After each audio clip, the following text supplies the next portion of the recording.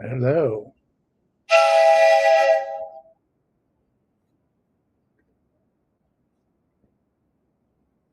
Tell me. Not sure that we're broadcasting live on Instagram. We're supposed to be, but if anyone has the ability to check Instagram, go check it out.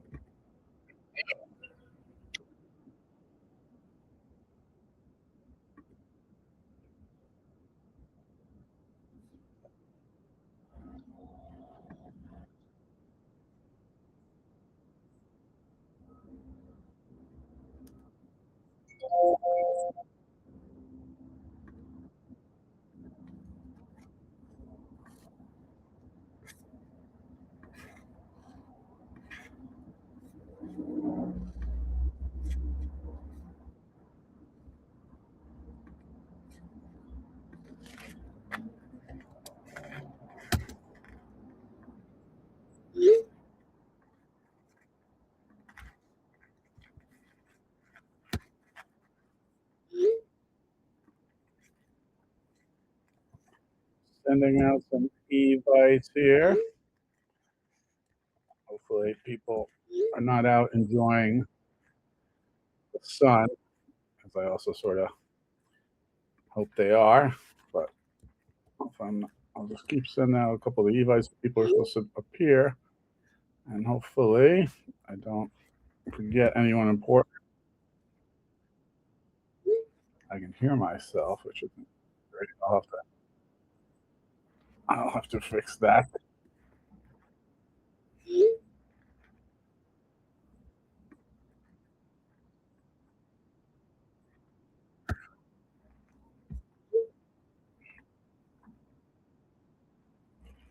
So I got Dave here. I guess I should turn off that mic. I got, I don't know if we'll try to send one to Les, although he is not so easy. No, doesn't work with his silly Galaxy or whatever he's got there. But a couple of them out. That might be enough to get us started. All right, let's check in. Clock. Hello, everybody. Welcome, TeamSpider. 20th anniversary of the YouTube channel. Yes, we started the channel back in 2006. 2026. Can't believe 20 years have passed, but here we are. A little grayer, a little wiser, maybe. Also getting dumber. Just using it as an excuse to catch up with some people. We have some events coming up. And, we're going to use this as a launch pad to sort of let people know about it and to connect some people. And we really are connected. A bunch of people with different bands. So we're going to play a show at the end of July. And we have people now coming from Texas, California, New Jersey, of course, the 5 boroughs. And we're going to meet in Brooklyn at the Lucky 13th Saloon. That's Saturday, July 25th. And a couple bands that we've invited to play with us. They're going to be swinging by. They've made their various appearances on TeamSpider television, whether it be YouTube days or public access days or even just random filming and watching videotapes in our house before we learned how to broadcast anything. TV party tonight style. That's a lot of different people there, and we'll be talking to a bunch of them. I have to figure out how to invite everyone. I've invited a couple people. Let me send a copy of this to our buddy Les. For those who don't know, Les and I are sort of the initial mastermind of TeamSpider, you could say. My friend Scott Byman, who's going to be stopping by, was asking me today, when did TeamSpider really officially start? And then I gave a very convoluted answer because Les and I and friends were calling ourselves TeamSpider before we even thought it was a band name. We were just a gang, TeamSpider. We used to sneak into concerts. People started to see us and be like, oh, that's TeamSpider. They're getting in. Follow them. Because Les had this slogan, Team Spider, we're going to lick the stage. And not only are we going to get in, we're going to be front row. So we used to go, these festival shows where you'd have to like cut through woods and climb fences to get them. And it evolved up to concerts, bum rushing gates, making passes, whatever it was. We didn't have a lot of money.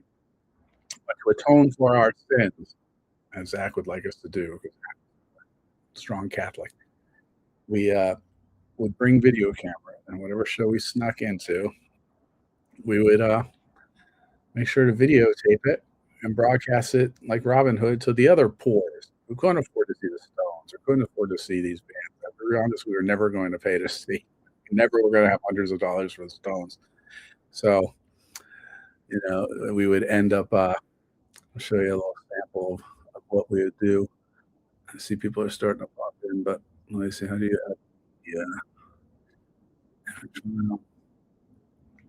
that let's say you want to go to a concert. I don't recommend this, kids, but this is what we would do. Uh-oh, these images. Let's see if I can make them show up. Well, you want to go to a concert. You don't necessarily have hundreds of dollars. There are lots of different ways to do it,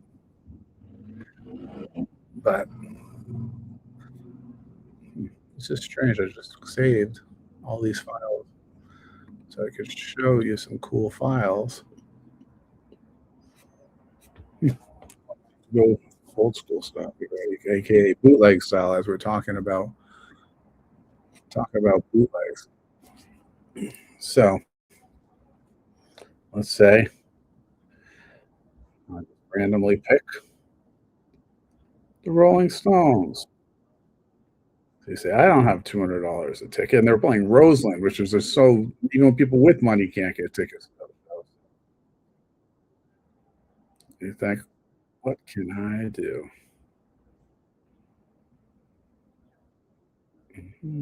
Bear with me. Boy, the universe really doesn't want me to share this hack information on how to hack the way through life.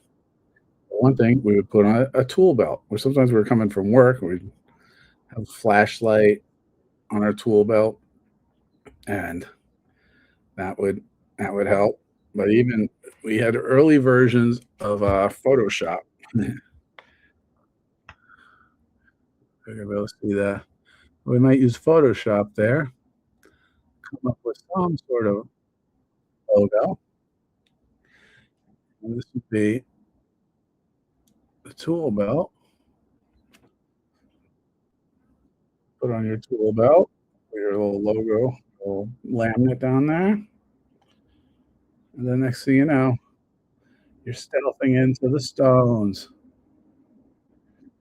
and seeing our favorites, Keith and Mick. That's me. There's Keith and Mick. Front row at the Stones.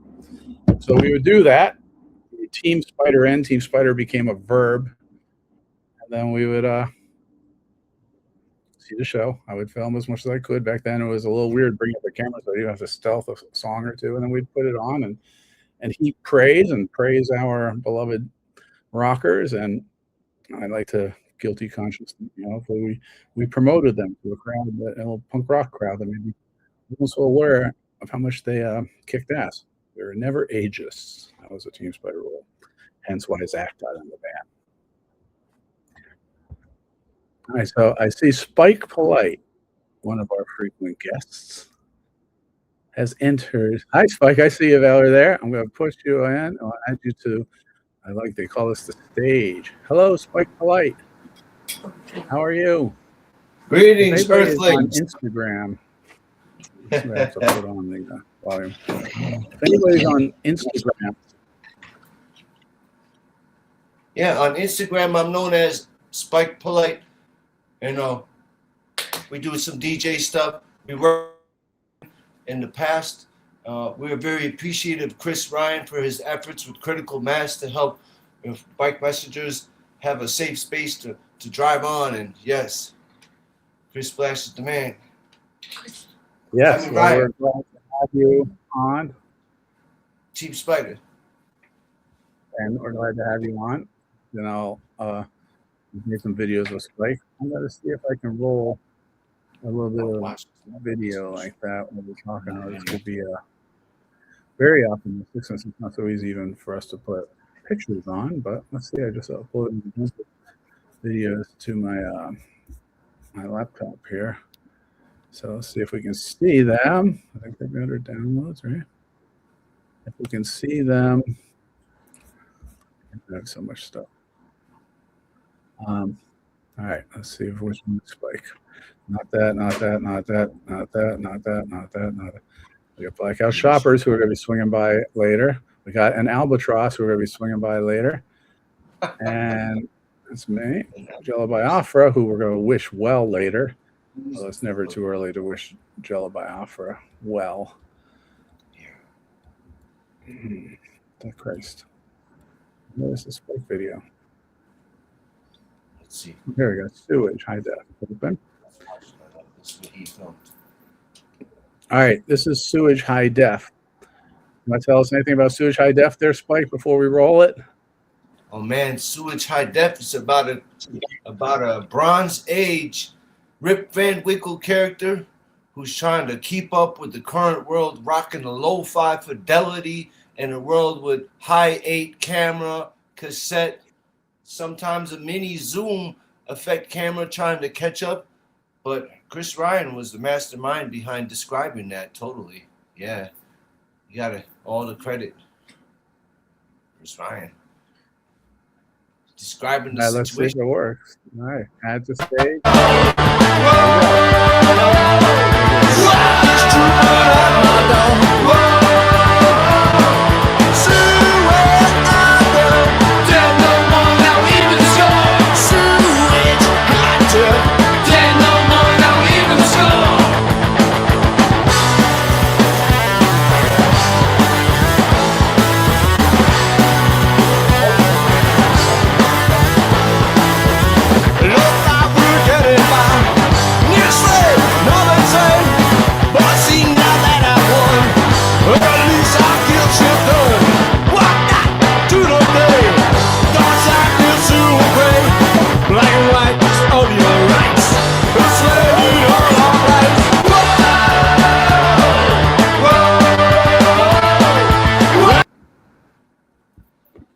Oh man, Doug Sackman. Missed that guy.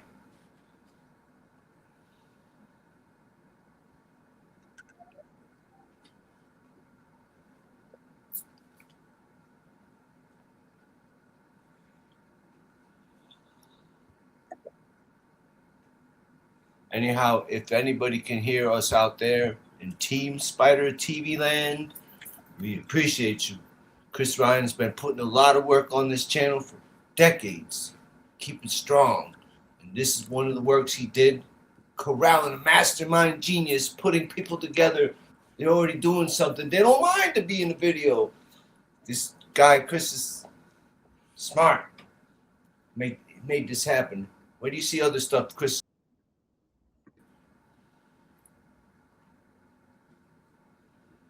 I've got to work on my hearing now. I wonder how we kind of lost our voice. I think we lost our voice.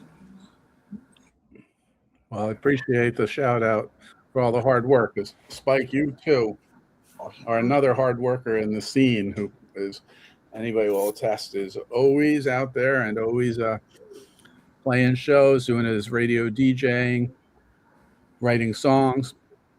Actually, I was a co-writer on that song, Sewage High Def, bringing the video element into it. And that was a great song. And give a shout out to Lucky on guitar, World Inferno in there. He brought some excellent skills to the riff there.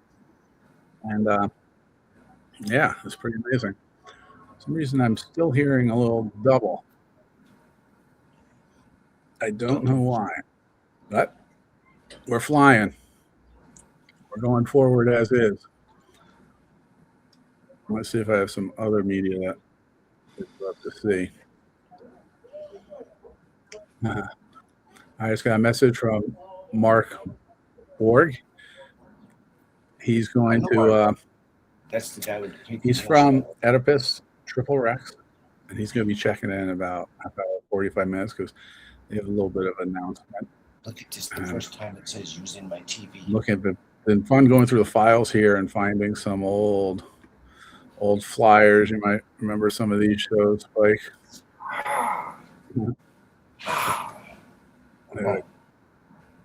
I have you outsourced to the main TV thing, but I could look here.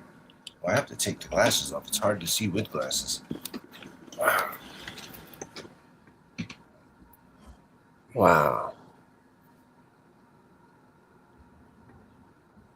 Yeah, that was good stuff, man.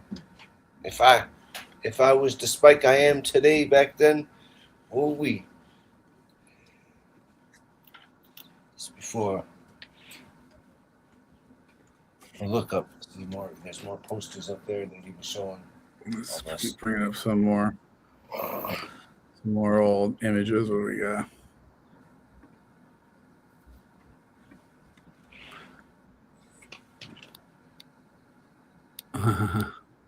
Trying to expand it. Let's see. We got down desktop. Here we go, my love. I think I did it. Did I do the right thing or what? Yes, good. I did the right thing. Yeah. All right, we did the right thing. Really surprised these stills. I spent all this time into changing these stills to PDFs. Apparently, they will only let you show PDFs on this format, and PDFs. The PDFs. I had to use this for my thing when I filmed you and Jeff. Now I'm gonna put the glasses back on. Now that this is good. I like this. This is good. Chris is really good. He should do more director photography stuff. I'm sure he.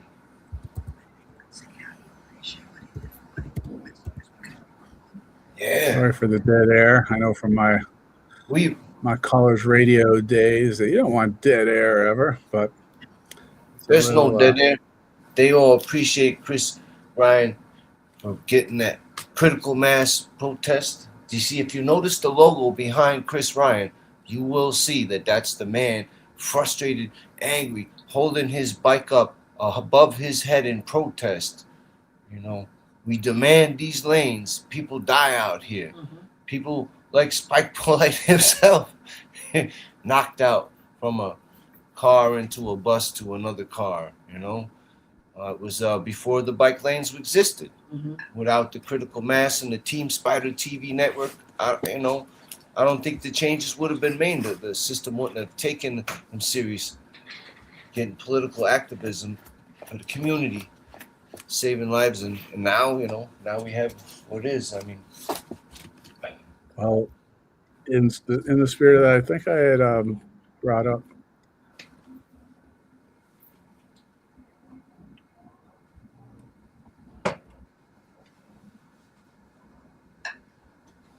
How people are. I'm going to open a video here. I don't know if this has some critical mass footage, but we'll give it a shot. I'm not sure what we're going to see here. And I didn't get to witness some of that stuff. Ran into on the streets of New York. Bum, bum, bum, bum, bum. That's to shun. This was chill. And then Captured or killed a collection of killers.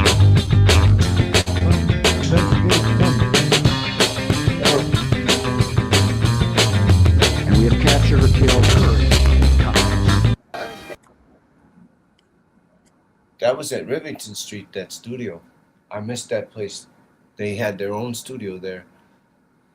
Yeah. Well,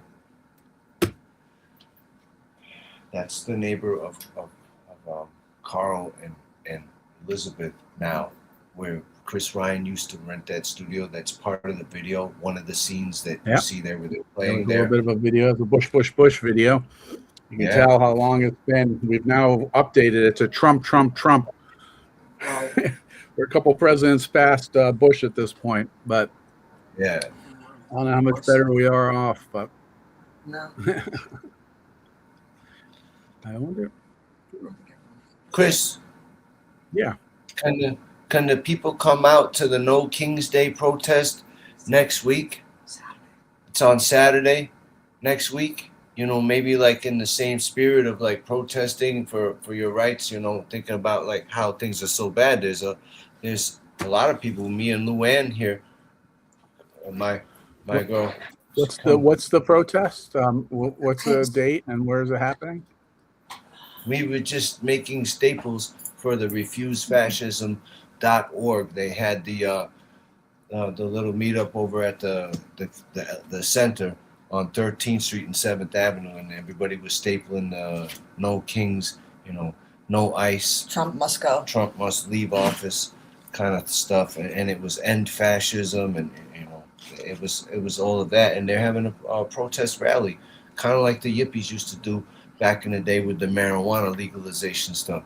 And it's just a contemporary issue. And Luann here. Yeah. Saturday at 1 p.m. at 61st Street and Central Park West. I think it starts, and then they're marching in one direction.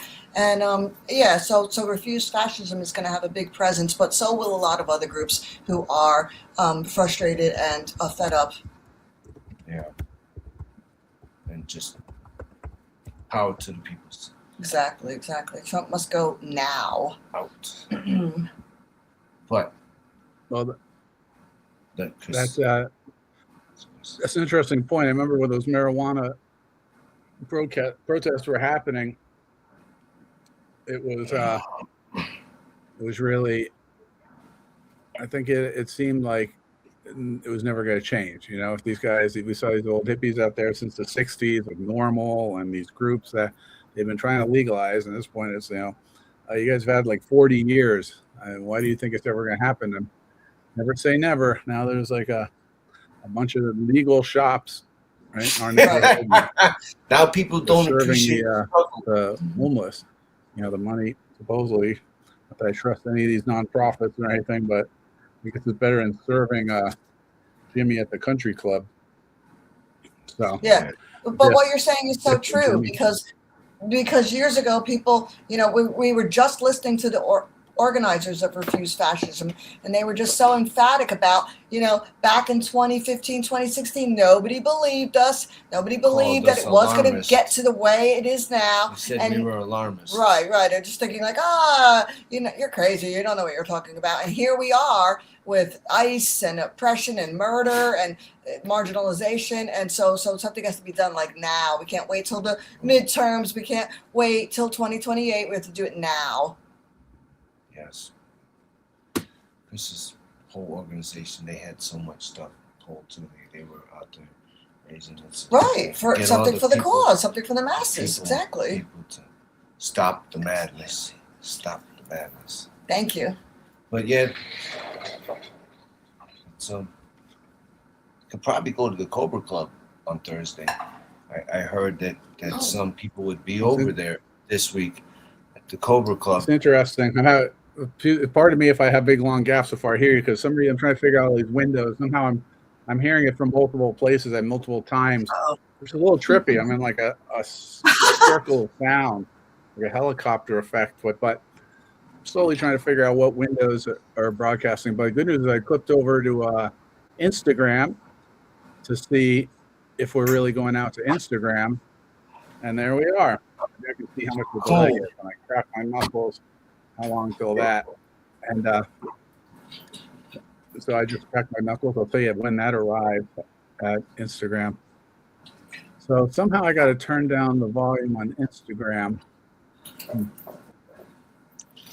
That sounds like a cool 80s thing, pump up the volume, but you got to turn down the volume, turn down the volume. Oh, no.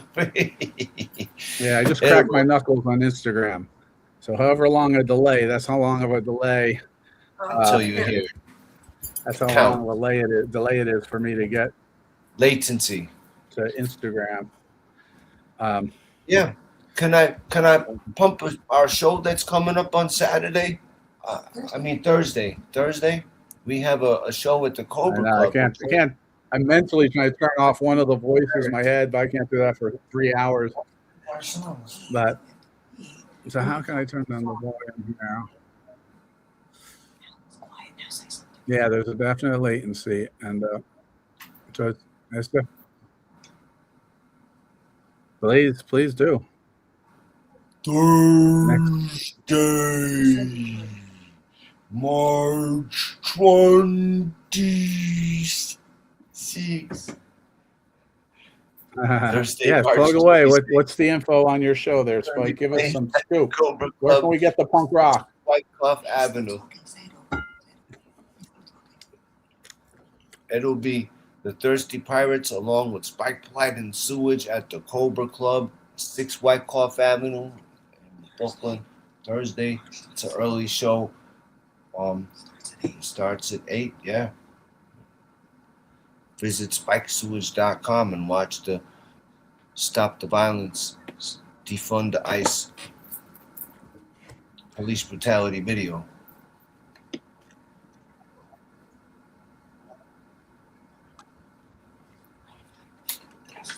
Hello, Chris. I love this network. Anybody got your ears on? That's cool. Did we lose everything from by putting it in there? Chris. He's not saying anything. What was that? I hear you a bit. Chris, it's Spike Yeah. calling from the I see planet Neptune. I see you. have a show at the Cobra Club Brooklyn on Thursday. Is this Apollo 666? Where are you, boys? You have a paper clip? We're out of retro rockets and leaking fuel. Everything you need to make that gig happen is in your Casio watch. Start taking it apart.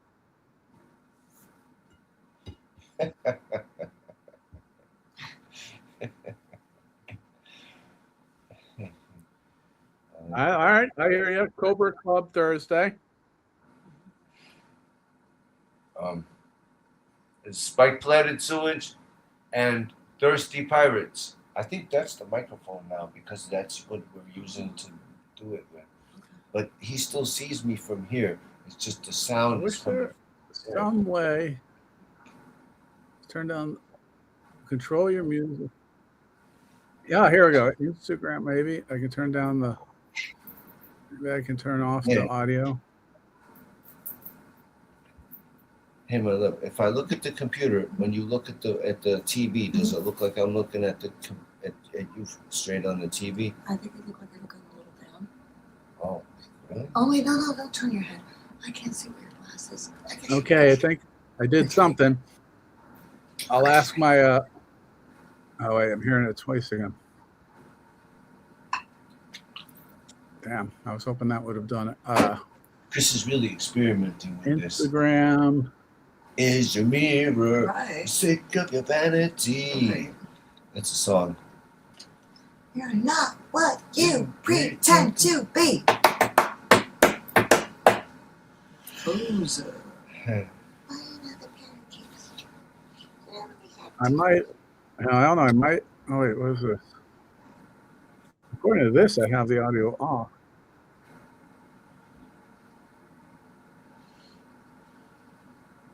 All right. I'm good. All right. Well, those fingers crossed. Now I can hear myself again on a delay. Let me go back. No. Might be, yeah, that's the reason. Like when I did mine, but I did years of it, and it was not. This is a pain in the butt. I don't know why. No, I don't want that. Sad or frustrated. He's a good experienced pro. Have He's the a bad- camera. They call him an old You have a hand. MacBook Pro microphone. But this is an old thing. He has like a background set up with the bikes. Yeah. I was hoping I was gonna see his- Chroma key. I was hoping I was gonna see his- Echo cancellation is on. Why is it not working? We have such an epic. He's got the Epic. good See, we don't Echo hear the that echo you on need our to- end. Tell him. Maybe I- the viewers don't. We don't hear an echo on our end, Chris. We That's appreciate good. the That's good. chroma key with the critical mass TeamSpider logo behind you, superimposed, so we can't see the location. You could be anywhere. That's great. Anonymous. I'm mentioning you twice because I heard you twice. It's great that you don't hear the echo. No. All right. Well, in the meantime, I'll ask you, Spike, do you have any shows coming up at Tompkins Square? Since we're talking here about the some of the historic Tompkins Square shows, what do you have coming up? What we had was, so far, Parks Department issued a license for June 29th at Washington Square Park in the little 9th. Yeah, June 29th. It's a Monday.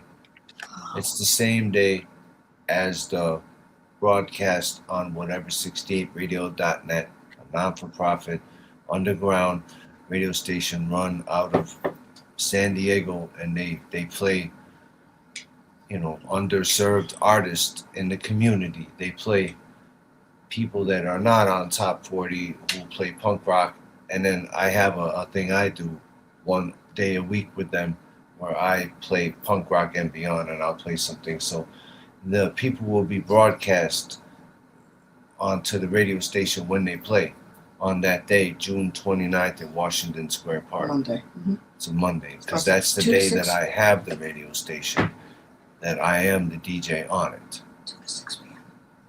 This one will be 2 to 6 p.m. Eastern Standard Time. So it's still, there'll be some college kids. The NYU stuff is right there. They're all there. Fascism. Probably have Refuse Fascism, have a table. Well, that's great. So you have a park coming up, a show in Washington Square Park. It was funny. We have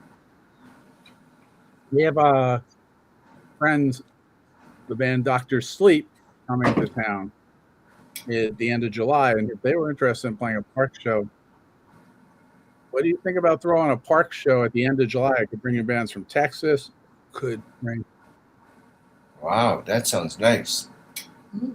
I don't know how hard it is. I haven't gotten a permit for a park show for a long time. So, Well, it used to be, Chris, that they were very cooperative and it was just a regular function. But then after the Chris Flash did the thing with there, then they started making things different and giving people different days of the week than they signed up for or paid for. Yeah. In an effort to protest whatever New York hardcore show they did. What was that? April Of 2021. of 2021, that hardcore show. Yeah, they kind of, They were so afraid it was a super spreader or whatever. super spreading some shit. But After COVID. Yeah. So sometimes they're less accommodating or difficult. sometimes Black they and be less accommodating. I believe Black it and was. Blue Fest. Yeah. I believe they're a little less accommodating, but luckily for me, when they try to screw me over, they don't realize that the day that I do the radio show is actually on a Monday. So right, you So- want it. So it's okay. That's not a bad I'll just day. be broadcasting live out where all the college kids are at NYU and Washington Square Park. You know, yeah. Pitter pat, DJ. I'll have some people helping me because, I know Chris Ryan is a man of many hats, and Spike here too can have Helmet. too many hats. Yeah, Have too many many hats. So the deal is that I'm gonna maybe while I may DJ, maybe I'll just make sure that the broadcast link is there, and I'll chime in once in a while. Maybe I'll get Pat Herbert from Otto's Shrunken Head to DJ Pitter pat. Pitter Pat, or he calls himself now. Him and his girl who sings for Karen Black, backup vocals and stuff, and they do the stage show. They have a Thursday. They still do it Otto's, and maybe they'll come over and DJ, and I'll just run the broadcast and the board or whatever. I'll have one less hat. Probably about 4 to 6 bands. 4 to 6 bands. Yeah. But yeah, that's good. Pitter Pat's a good guy. He's our friend. trust him. I have him here sometimes. And then he had me over at Otto's Shrunken Head DJing on days he can't DJ. You know, we're friends. He's in the Afro punk festivals. Yeah. I myself, we always used to do trauma festivals and stuff like that, and then yeah, we got on stuff like Gotham and that kind of cartoonish underworld New York City stuff. Hey, our roommate's band's name is called Scum City. Yeah. Madonna used to be our neighbor. We have a tour coming up with them. We're doing a tour with them October. Yeah. It'll be September 30th to October 4th. We'll be going from Amazing. Chicago into like the cheese doodle. I call them the Green Bay Packers territory, like the cheese heads, cheese doodles. We're going over there. And then we'll Or the come bike home. heads. Or the bike heads. I'm ready to crash. I can go over the handlebars into my camera here.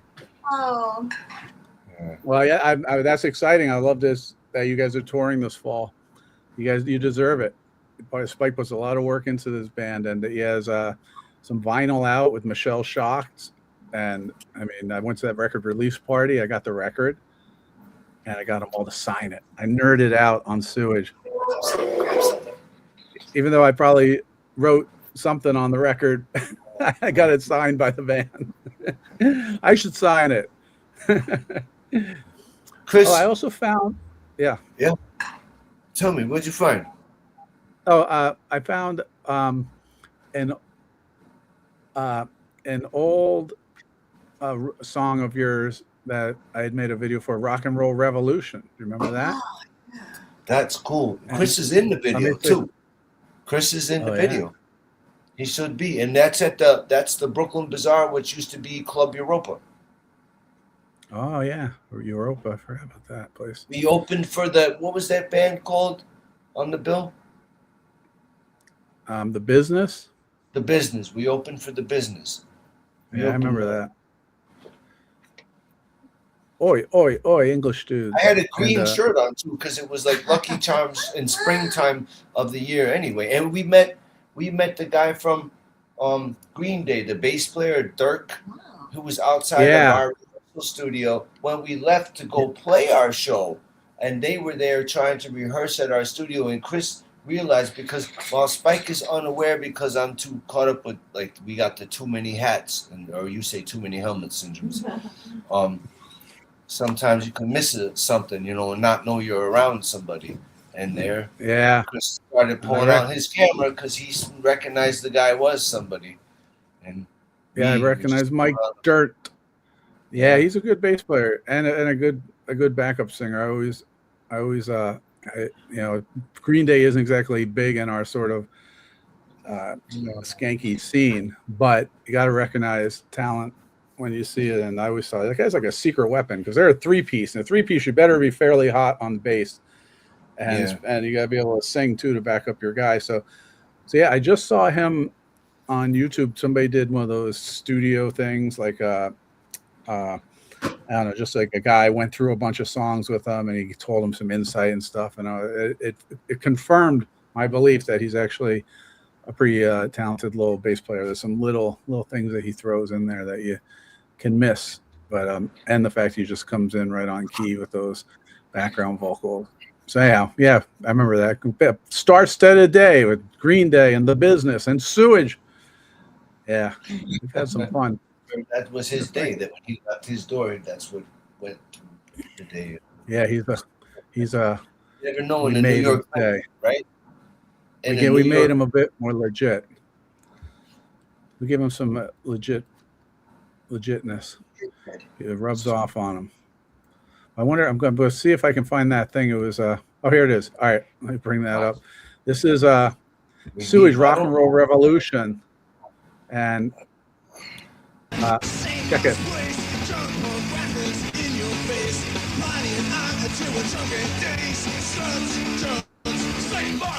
Oh my God.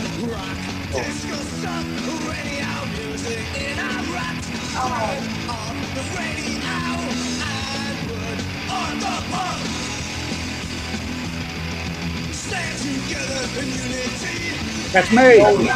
Tony and Chris. Adam and that's their studio.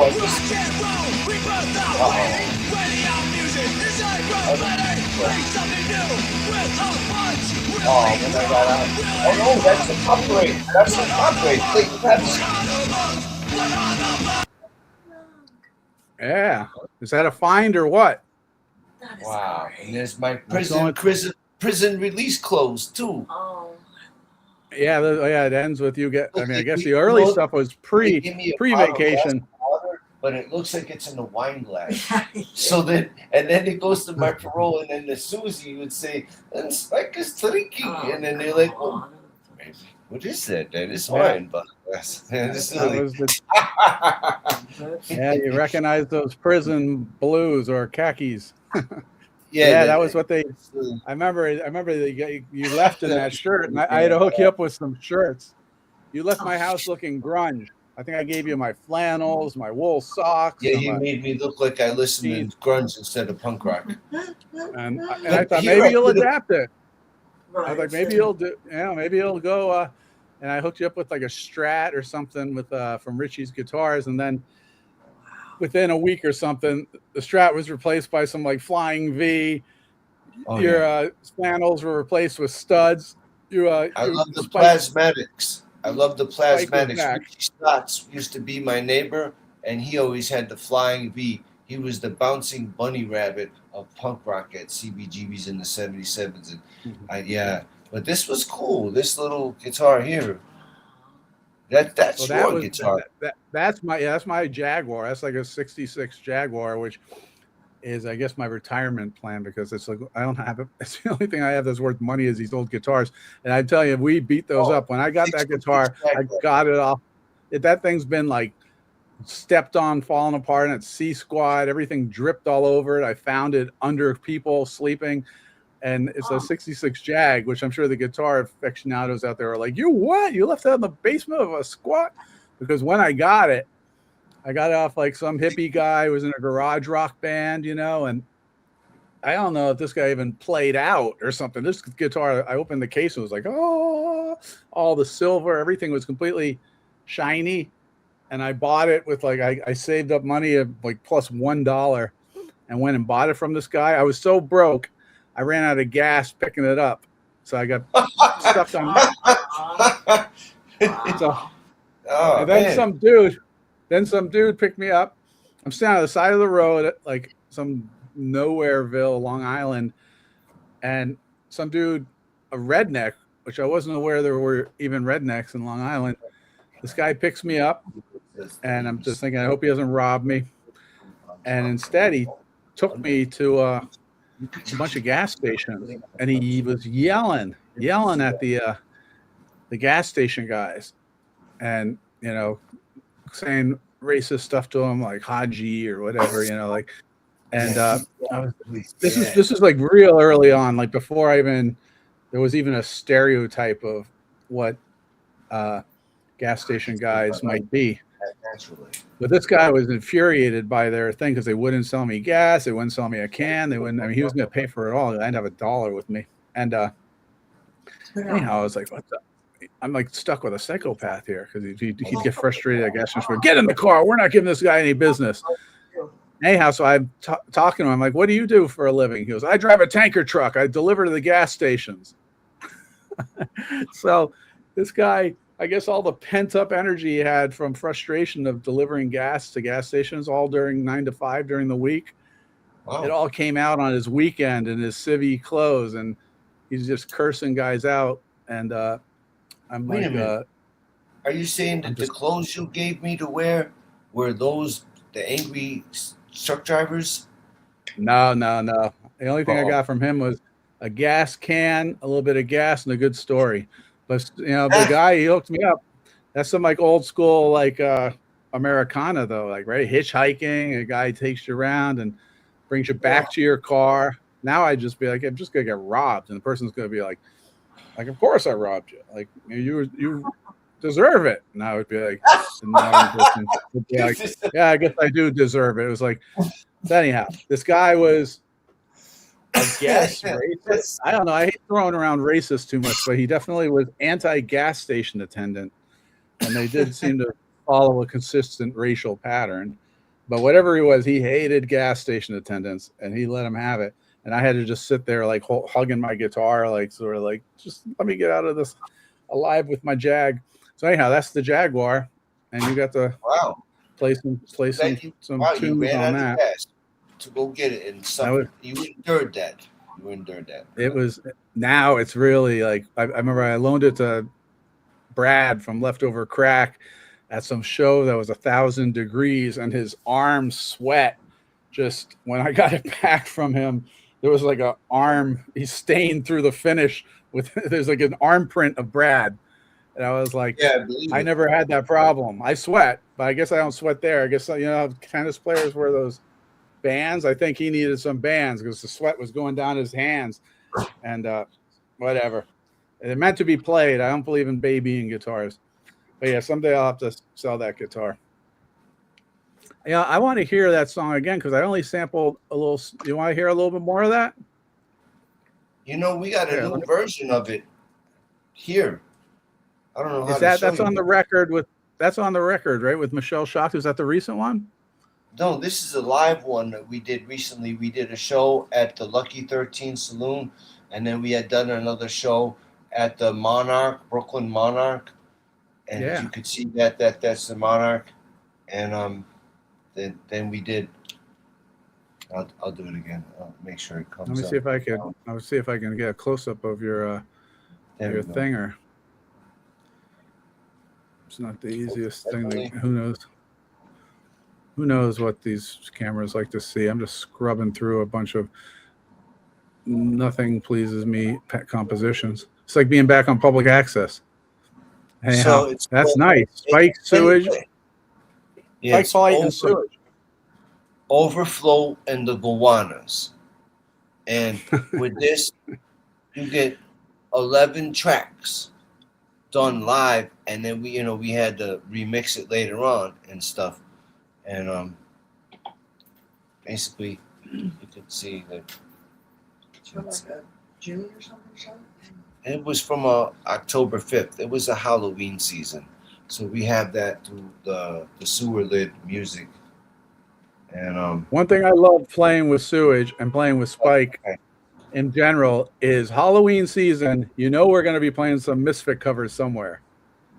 We had like. I remember playing Halloween on Tompkins and then a lot of shows. And to the point of we knew so many Misfit songs at one point that TeamSpider called themselves Team Misfits. Here, spit that right in my mouth.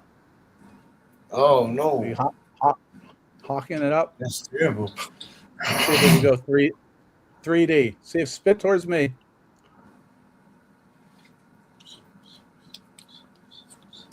Oh my God! You gotta taste this record.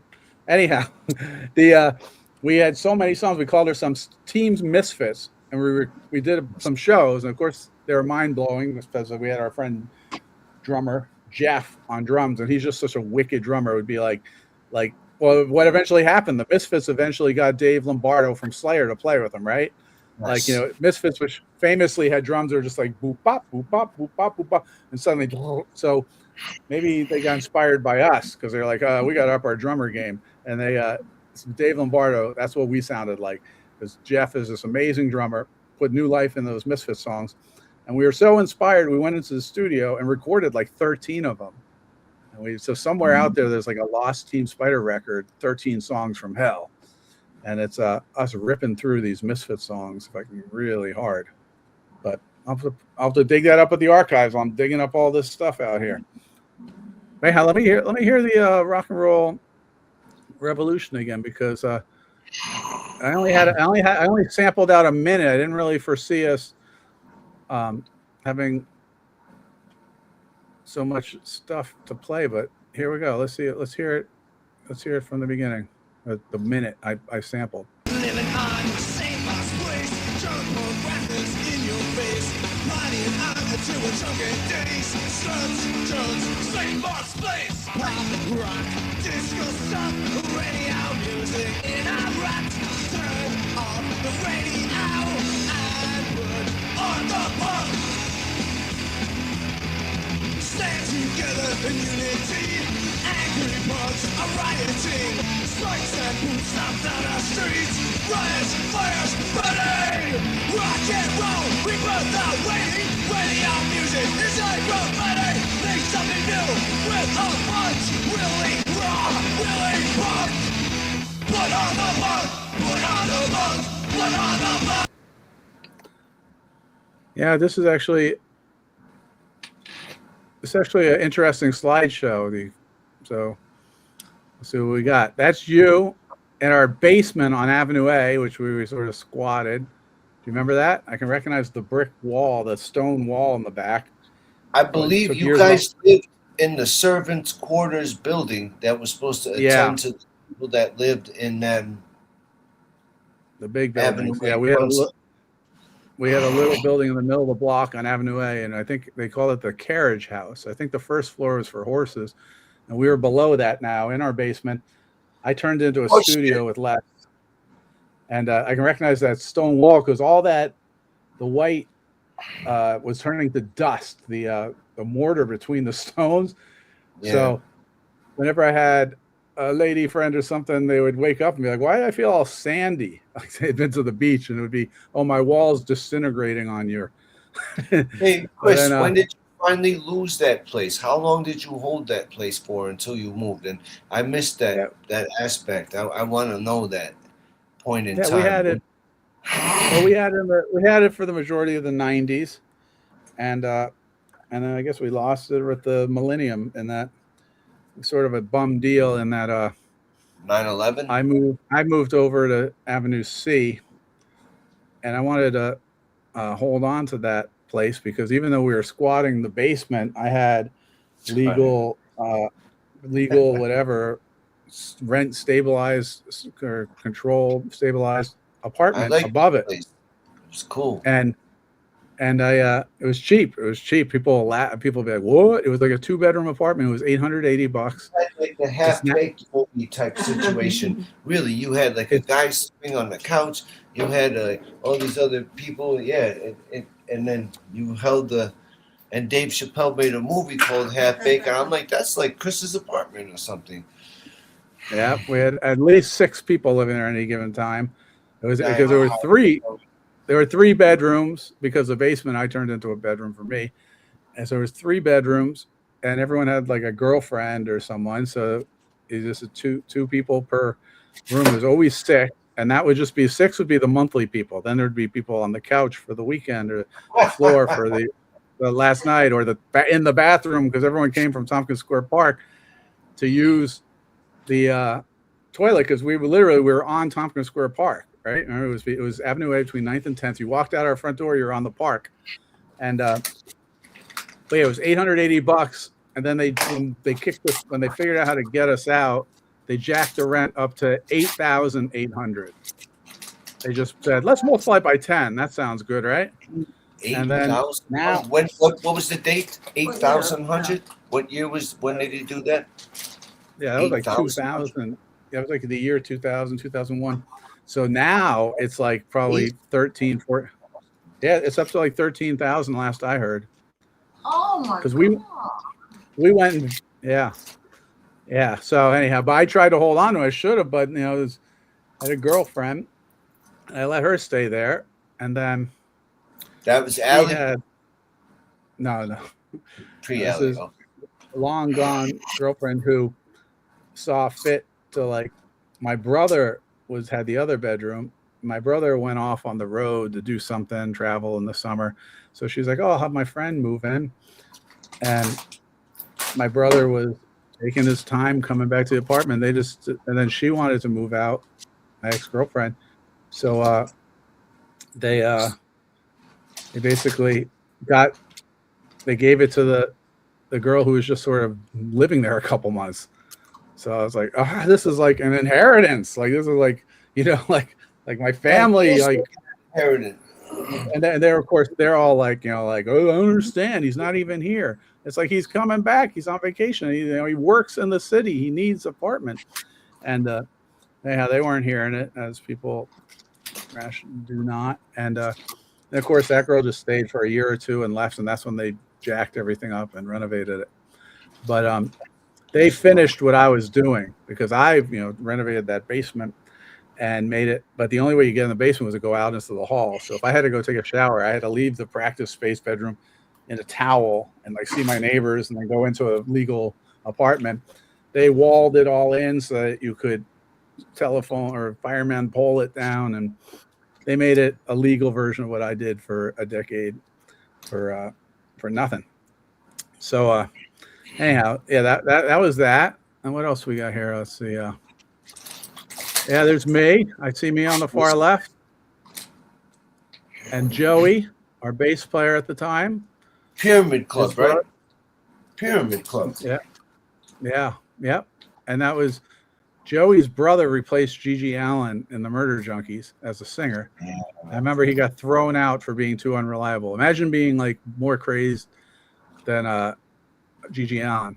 Those guys were sort of serious, even though they might be wiping poo on themselves, but they really did not put up with messing with things. That was our practice space on Stanton Street. Yeah, the sound, the foam. Fred, remember when we left that place? They kept the deposit. Even though we were there for like 20 years, they kept the deposit. It's like, oh, there's some damage. It's like, what are you talking about, damage? We moved in this place damaged. Anyhow, there's your ID. There's a flyer for sewage opening with playing with Gigi Allen. Of course, with human sewage back then. Remember, people would ask, why aren't you human sewage anymore? You'd say, because we're not human anymore. Yeah. And oh wait, we're gonna add Les to the stage. Yo, dude, what's up? I'm sorry. I had my alarm set for 6, and I woke up and Elliot Passantino called me out of the blue. No way. I considered inviting him to this call. No, he said he can't. He's doing a read. He wrote some script or something he's doing, and he's super busy. He was just calling to say hello and stuff and see if I wanted to read or whatever. And I was like, not this week, but next week maybe, if that's still good. But yeah, I just woke up. I'm still waking up. Basically, I couldn't go to sleep. I had a neck. I took it off to talk to Elliot. I have a pinched nerve. Who's all on anyway? You, me, and Spike Polite. Spike, you see Spike sewage? Spike, what are you doing? How are you, man? Oh man, we were just talking about Chris's pad and the loss of gentrification that he had to move. But Chris is in a better place with his thing.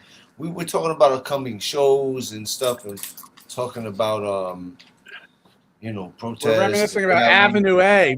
That was Les's place too. Avenue A. We were telling the stories. You and I renovated that place. So oh my God, that was crazy.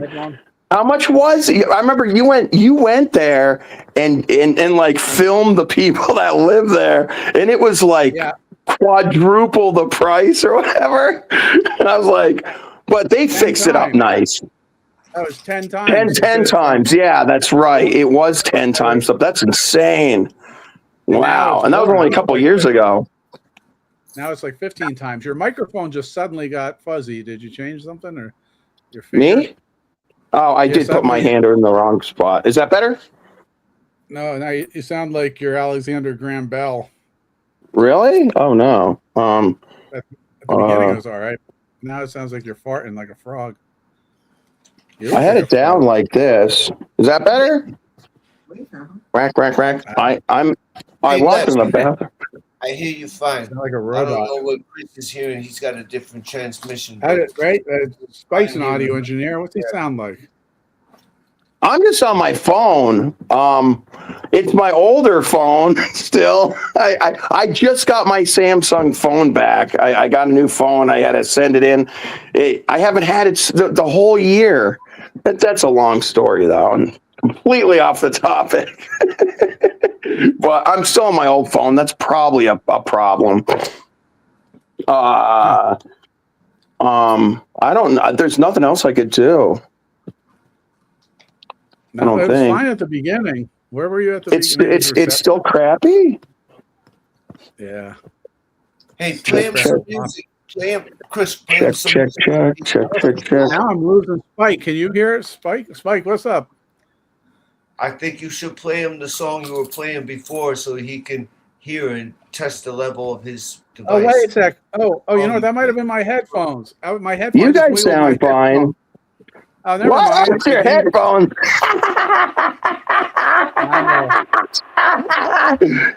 A-hole. Are we allowed to curse? I probably had these headphones since the Blessings 70s. are Spike's on them. Sorry, First. it's me. So, Washington, Spike, what are you doing now anyway? I got a thing coming up Thursday at the Cobra Club. They stopped doing all the punk rock and went to comedy, but now they're having a punk rock thing on a Thursday next week. Oh.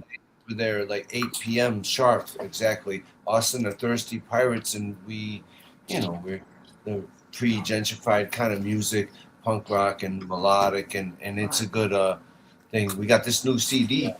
The CD was called Overflowing the Gowanus, and it has 11 tracks you can get. It's good to own a piece of an artist instead of just streaming stuff. The system, the man, hold a piece of the artist like an art form. Music is an art form. Artist. That's right. That's great. It's at this Thursday? Yeah, coming up. And that's 6 Wyckoff Avenue. And, If I could go, I'll get in touch with Chris and see. I'm pinched this week pretty bad. I'm selling my food truck and I have to get it out of my buddy's yard by Wednesday. So I might still be doing it on Thursday. We'll see. But hold on. I gotta lay down, dude. Oh my God. Oh, I've had this pinched nerve in my neck and I barely slept last night. It's so hard to get to sleep. So I'm going to lay down. Can you hear me good now? By the way? Good to find the whole time, Yeah, good. I have a bad connection. It's funny. I can't even blame my Ludditeness because I have an old school 1/8-inch plug on my laptop. I'm so psyched to have the MacBooks have brought back the ports and stuff. And so I can't even say, I'm having a Bluetooth connectivity problem. It's just me. It's just me. Wow. Hey,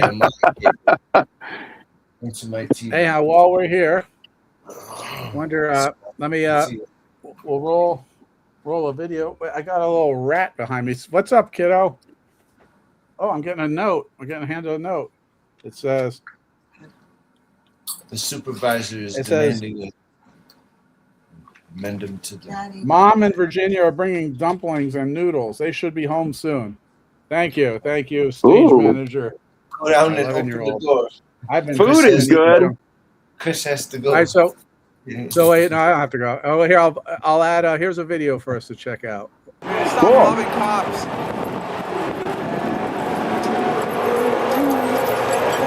I thought we'd be a lot further along than we are. I thought we'd have a lot cleaner environment. I thought we'd be a lot more liberal with our drug laws, and naively hoped that there would continue to be a difference between the Democratic and Republican Party. And, there were all these things. It was sort of a new dawn, late 60s, early 70s, and then the corporate right clamped down, and now look where we are.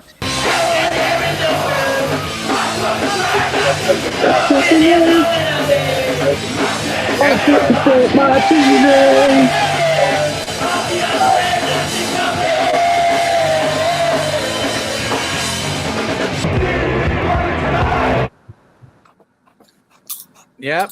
Oh, That's awesome. That was a look back. That's one of my all-time favorite. I love that song so much. 500 Channels by Choking Victim. Yeah, totally. That's a good song. Frequent guest on TeamSpider Television. And as was Jello, that's like 22 years ago, we did that interview, and he's already talking about the Democrats and the Republicans being basically the same party. Actually, they sort of have branched out. Maybe you guys wish. And the drug laws are more liberal.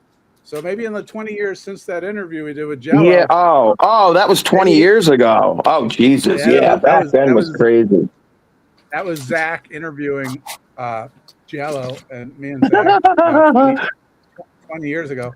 And I believe that meeting is one of the reasons Leftover Crack ended up on Alternative Tentacles. Because I was wearing a Leftover Crack shirt, and we talked about them a little, and about how the font was similar for Dead Kennedys, and I think I gave them a Leftover Crack CD. And next thing you know, they're on the label. And I told, okay, no way, that's crazy, dude. I don't like to take too much credit for things, because a lot of things happen and from different directions. Maybe I told that story to Sturgeon. He was like, "Yeah, you never know. That might have been it. That might have been it. That was about the time." So anyhow, I like hooking them up. But yeah, we used to love Choking Victim. We used to see Choking Victim in the 90s. Remember? Yeah. Of us seeing them at Dos Blacos Squat in like 97. I've done VHS. We shot that. But is C Squat still going? Yeah, still kicking. And I thought you were in C Squat, Les. Where are you? I'm in Pennsylvania. I live in Pennsylvania. I'm in Pennsylvania. Oh, okay. Wow, that's cool. Are you near Oil City? Oil City? No. Definitely not near Oil City. Wilkes-Barre, like Philly is like an hour and a half away, and New York City's like 2 hours away. I'm like kind of in the middle there. Wow, I haven't seen you in a long time. It's cool to talk to you. It's been forever, man. That's great. It's real good to see you. And I can see you. Yeah, since the little video he shot at your studio before you guys had to give up your studio, Fred, who moved it to the permanent rehearsal at Stanton Street instead of Rivington where it was. Yeah. Wow. So what are you doing over there, man? Nothing. Absolutely nothing. Are you doing for an income, and what are you doing for music over there? I play in an 80s cover band. That's basically what I do. We just played, you know, the Sands Casino. What is it? Wind Creek in Bethlehem. I don't know if you ever went there. We play casinos. We're like a casino band for the most part. That's what I did. I played over the weekend at 2 casinos. Bethlehem is near Lehigh University. Yeah, we through the Rutgers University, we know some people that run a little radio show over in that way, and it's a. Oh, that's cool. Yeah. But they weren't really happening for punk rock though. they weren't. But cool. Wilkes-Barre has What are you listening to? What's the radio station you listen to over there for your music? Well, there's a bunch of radio stations here, like Rock 107, KRZ. All those things are still going strong. I'm sure everybody that works has that on during their work day or whatever. And most of the old hosts are still hosts for all those radio stations. So that's like held pretty solid over decades, which is kind of funny. Kind of like a lot of the news anchors are all the same too. Didn't country sort of take off on the radio there? Because when we were growing up, country music was like something from the South. And then I drove through Pennsylvania, and it seemed like it went pretty country on the radio. Because when we were kids, I remember that Froggy FM was the only one, and nothing else. Yeah. And then when I went through, I remember Froggy, and totally. And then yes. Yeah, Les and I grew up in like an old mining area, mining town. Yeah, it's an old mining town. I live on a coal bank. Now Wilkes-Barre. You pitch a flag, what the highest coal bank is. You pitch a flag and you're good. Is that the deer hunter territory? Yeah, totally. Everybody goes hunting around here. The first day of school, there's nobody in school. Even Les had a picture of himself with a dead deer on his fridge. My dad was back from Vietnam, hence the deer hunter, and he refused to kill anything after Vietnam. And he was Yeah. just like hard. Yeah, He I'm was just anti. thinking of the Godfather, Fredo. Fredo's character, he filmed that too, and then he died. He's in the Deer Hunter. Yeah. Yeah. He's. Oh my! I forgot about that movie. I haven't seen that movie in a long time. If I remember, that was a good movie. Well, I remember that it actor right. in particular, he has that actor was in like 4 movies before he died. He died. And they're like the Deer Hunter, Godfather. Like he's like in like the top 4 movies of all time. Oh yeah. Young, and I was like, what a resume! What a resume! But yeah. So we. He said. So with me personally, I was born in Queens here, and my parents took off in the 70s when my dad came back from Vietnam. He was just sorry he wasn't feeling the city. Just like he was part of the white flight, they now call it, but at the time it was just called "Get the fuck out of New York." And,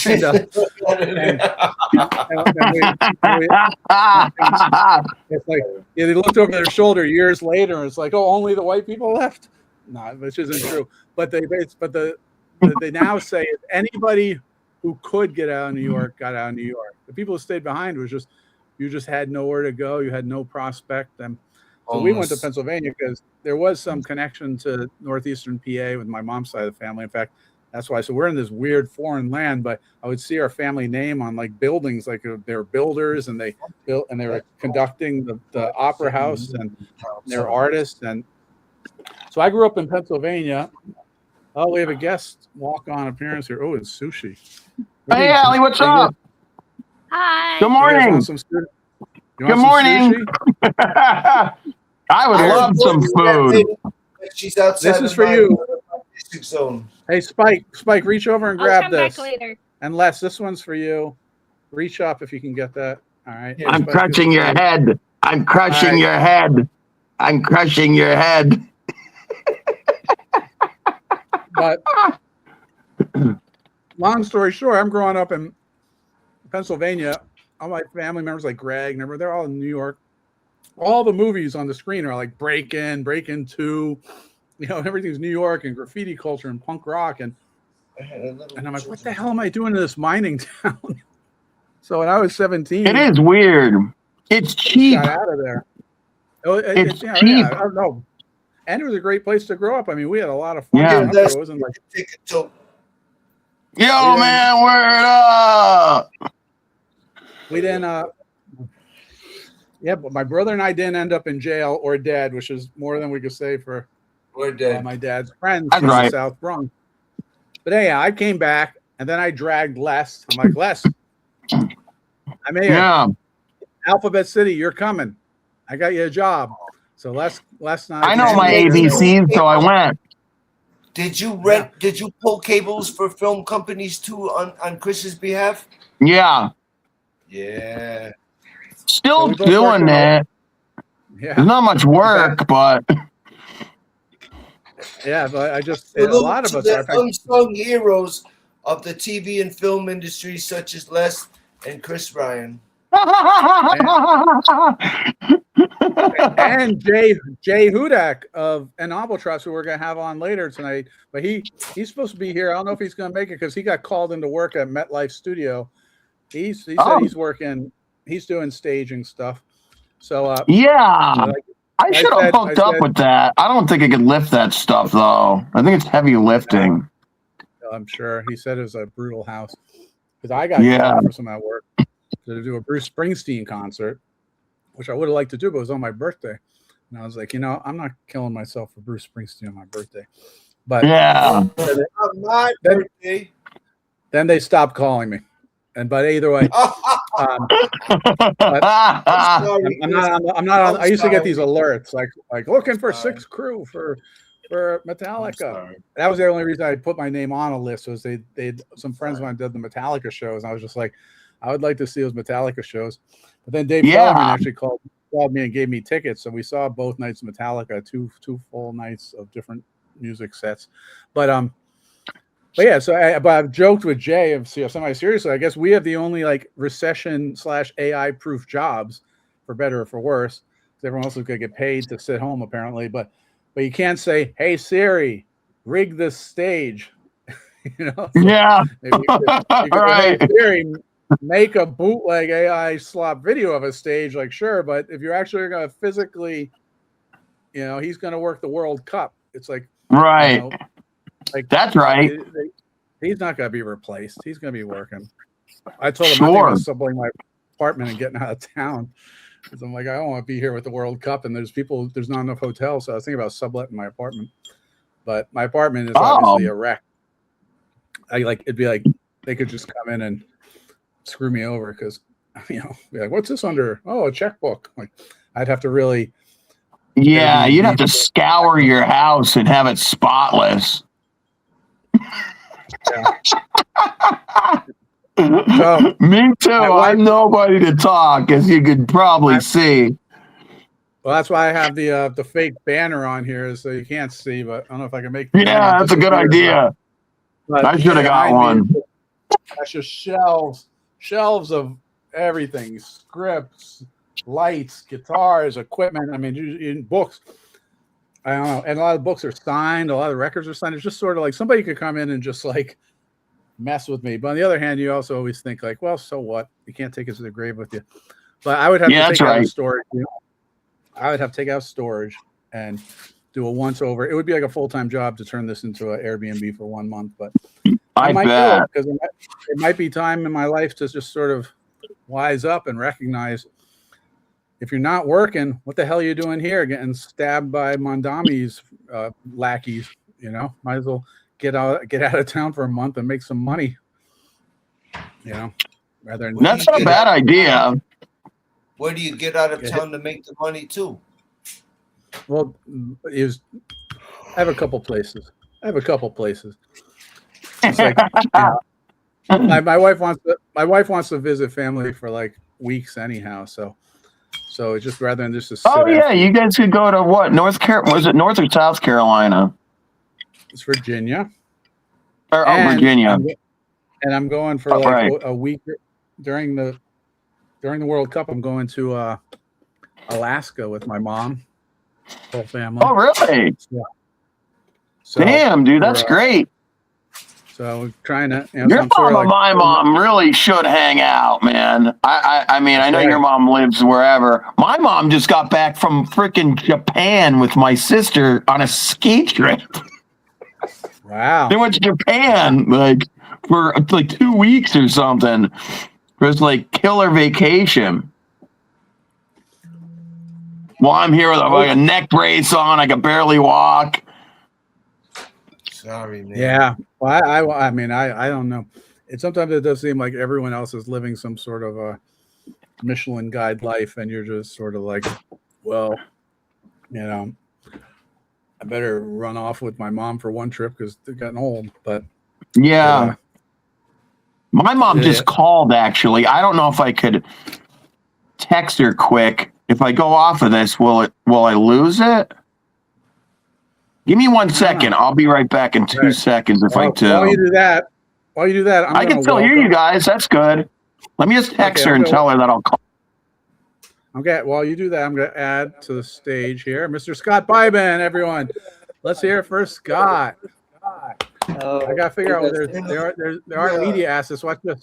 I watch this. For Scott. Oh, wait. Hold on a second. And for every new guest, I'm waiting in anticipation. Hold on. Cool. Did I leave at all? Did you see me that whole time and hear me? I could see it. What's that?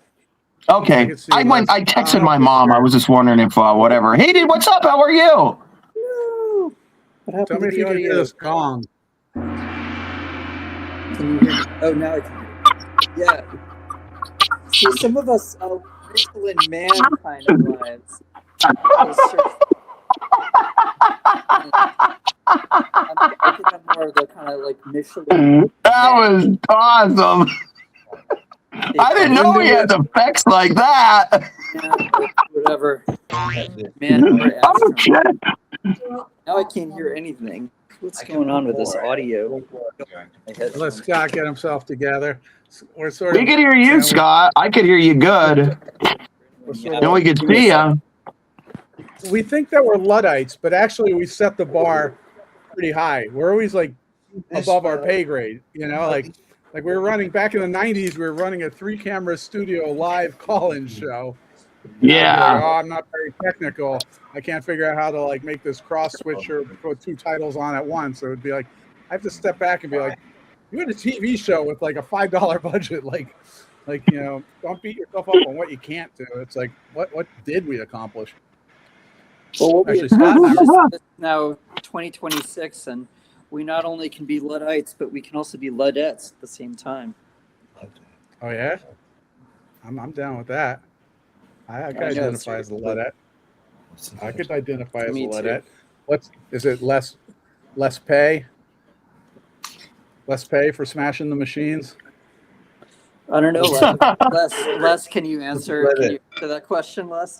Yeah, I don't know what a Luddette is. What the hell is a Luddette? It's a Luddette. Oh, I guess it's the feminized version of Luddite, I suppose. A Luddite. The Luddites were these guys who were threatened by the looms and the mechanical revolution, industrial revolution. Oh, okay. Yeah, it takes a little while. I forget all these. I hate letters. I never remember what the hell they mean. I'm like, whatever. Yeah, no, I hear that, dude. Yeah. AI is going to take us all down, or it's going to feed us and bathe us, and like, we're not going to have to do anything. AI sponge bath. You're the first. Yeah, AI sponge baths. You're a visionary. What is the universal basic income? You have universal basic sponge bath. Universal basic sponge bob. So what does it take to be Ned Ludd in the era of AI? That's a question. Something in the door. Ned Ludd? Microwave. I don't Ned know. Ludd. Yeah, Luddites are named after Ned Ludd, who is a person who in England he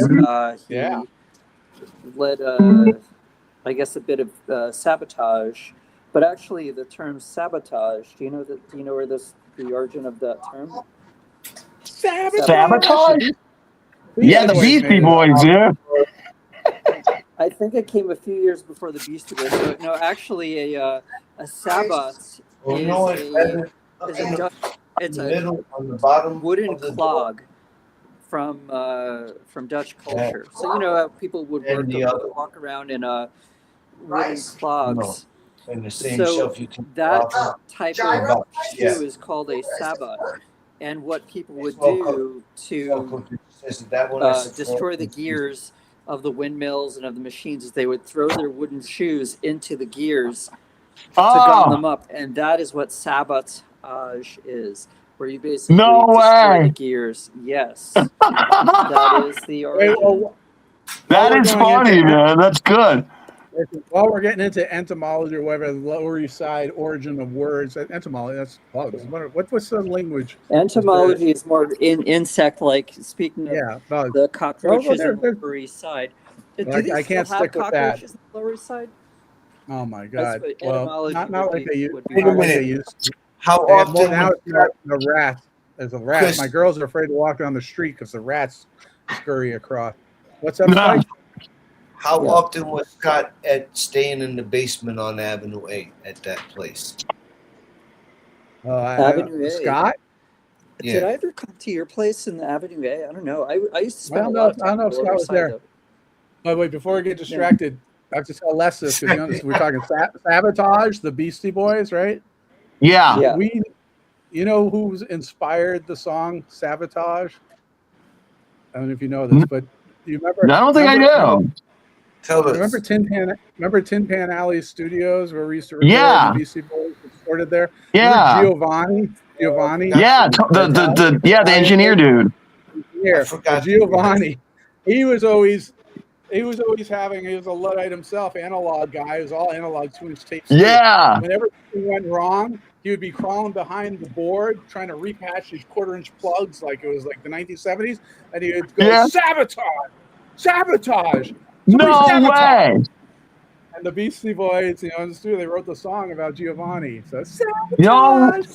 Get out of here. I know you're playing this. I'll set straight this water gate, man. So anyhow, Giovanni. Far out, man. That's crazy. Yeah. I'm surprised I didn't hear that because he told us a bunch of stories. What they did, License to Ill there, I think, and they did 2 albums there. I forget that. It's so long ago, man. My memory is shot. They did Ill Communication there. License to Ill is somewhere else. But well, you know, he might not have even known.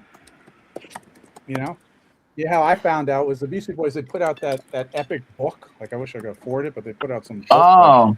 The Beastie Boys There's book. a story. Yes. The stories in awesome. there, and they talk about recording at Tin Pan Alley, and they talk about the engineer who inspired it. And I realized in 2 seconds that's Giovanni.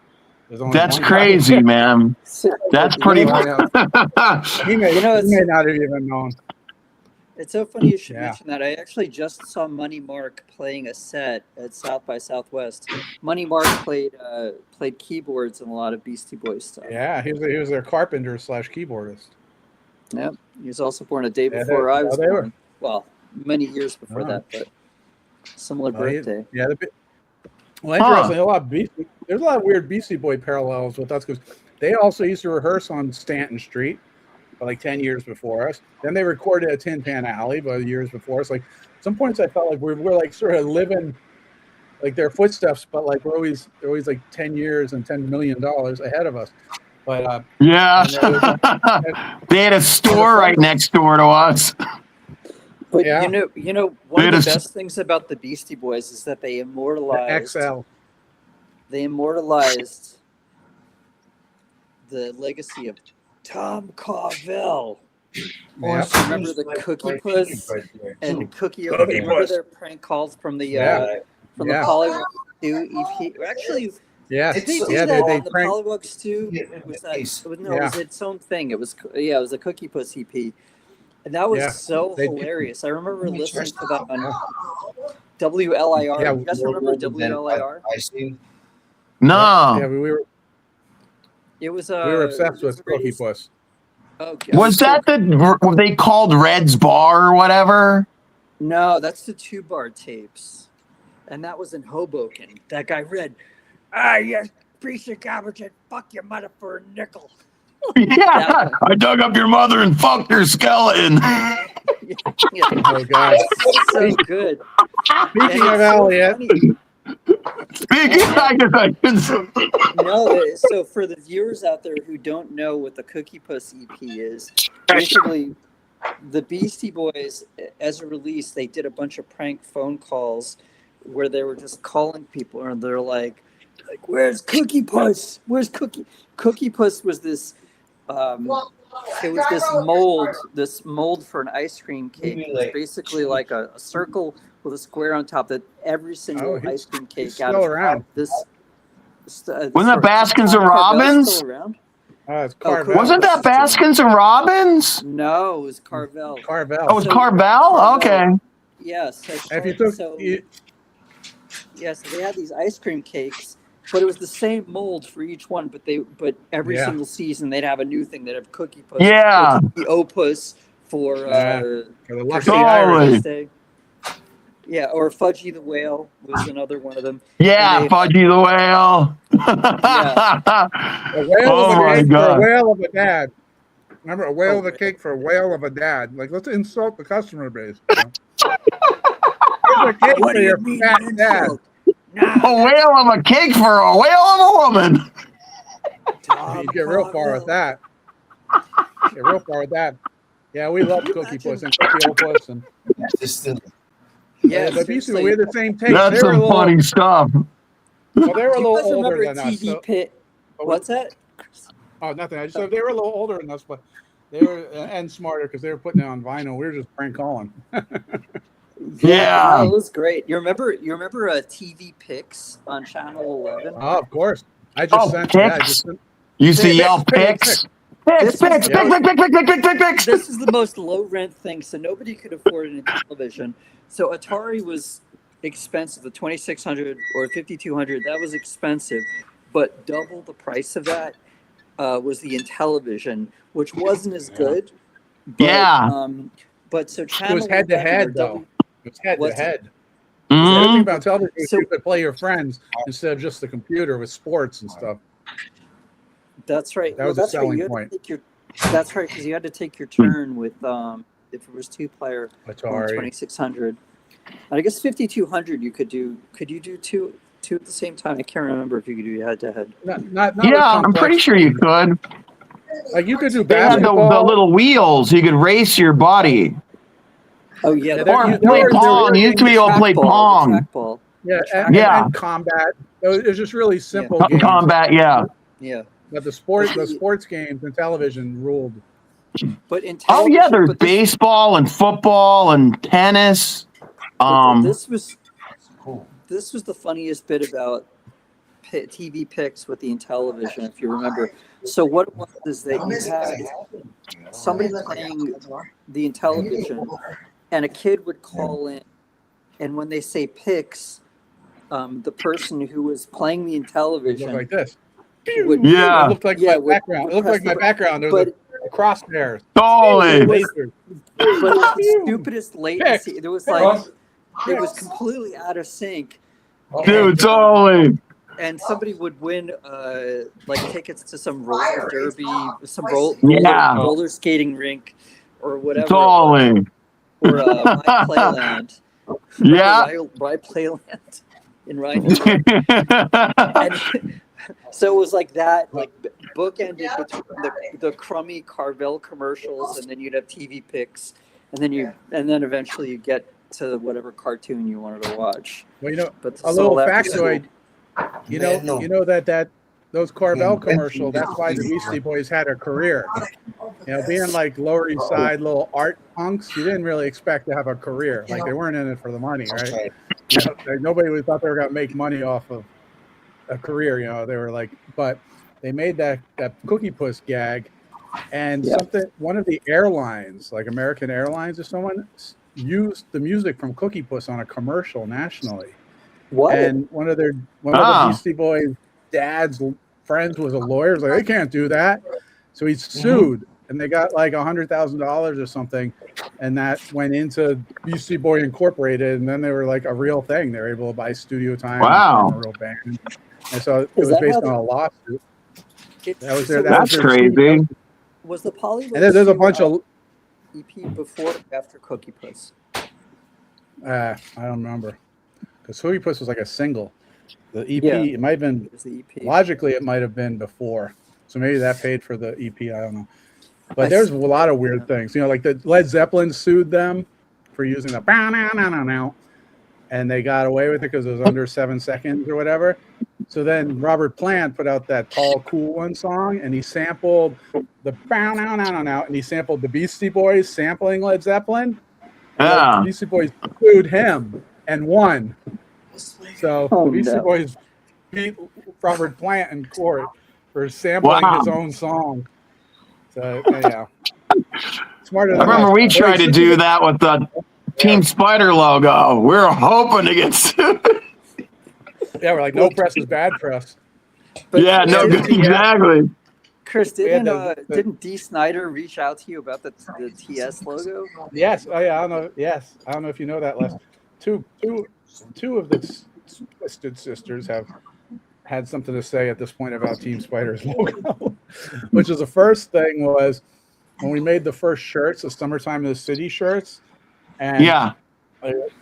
the first show that was coming up, and we did a test on Robbie's shirt. Well, hopefully Robbie will find out. I sent Robbie an invite. Oh, cool. So we did. It was like a TS. It was really small, but it said Summertime in the City. And Robbie is a guitar player, but he was trying out to be managed by JJ French of Twisted Sister like that week. And he gets in an elevator at some like fancy music exec building, and he's wearing like a Team Spider shirt with the TS. And the first words out of JJ French's mouth is, "That's copyright infringement right there." Yeah. And Robbie's like, Didn't Robbie run? You know, he just like clammed up and whatever. Then he asked his friend, he's like, "Was JJ like seriously mad?" And his friend goes, "Oh yeah, he sues everyone. He sued Great Adventure for having a Twisted Sister roller coaster. So he's like, "Fuck!" I just Oh, sunk my yeah. brain. But then I posted some early like things of Team Spider logo. I call it the Team Spider logo, the Twisted Sister logo. We used to like, carve it into our desk at school and stuff. And I had some pictures of some old Team Spider TS carved into books that I found or whatever. And I posted it, and D. Snyder liked it. That's good. So I said something to him, and I said something like, I made something like, you know what makes your day is D. Snyder liking your post, and then he retweeted that and followed me. So I'm like, oh great, now we have D. Snyder following us. I didn't mention, like, I didn't stop with carving into my desk. For 20 years, I've been using your stolen logo for my band. Now I'm like, block D. Snyder. Did you ever say to D. Snyder after you say, D. Snyder, what do you want to do with your life? Yeah. I want to steal your logo. I want logo. I'm on a spinning chair. I want a logo. Oh, I want to rip my computer off the desk. Don't do that. Oh, Kids. Anyhow, since we're on the talk of record labels, you know what? This is a good lead-in for Scott. Scott, me? You know that Scott had Bloodlink Records, right? Yeah. Well, what's it called? One leg? Yeah, One Leg Records. Blood. One Leg Record? Blood. Yeah, Link. it was called Bloodlink. No, that's Milligan. Oh, Bloodlink. Oh, okay. I thought you said One Leg. I'm like, we had a band named Seven Legs.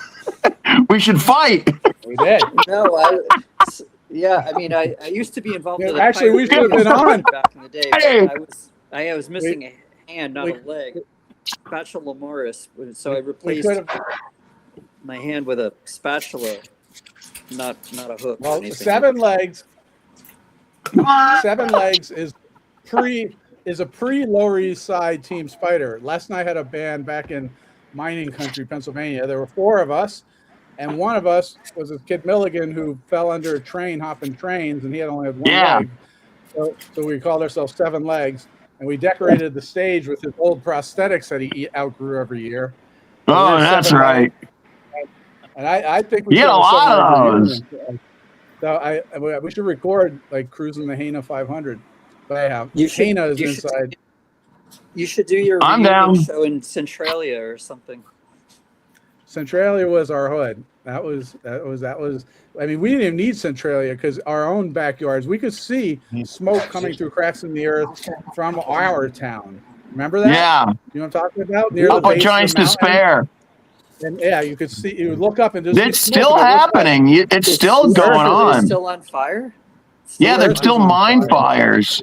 Oh, you know, it's thousands a year. Yeah, it's going to be on. It's crazy.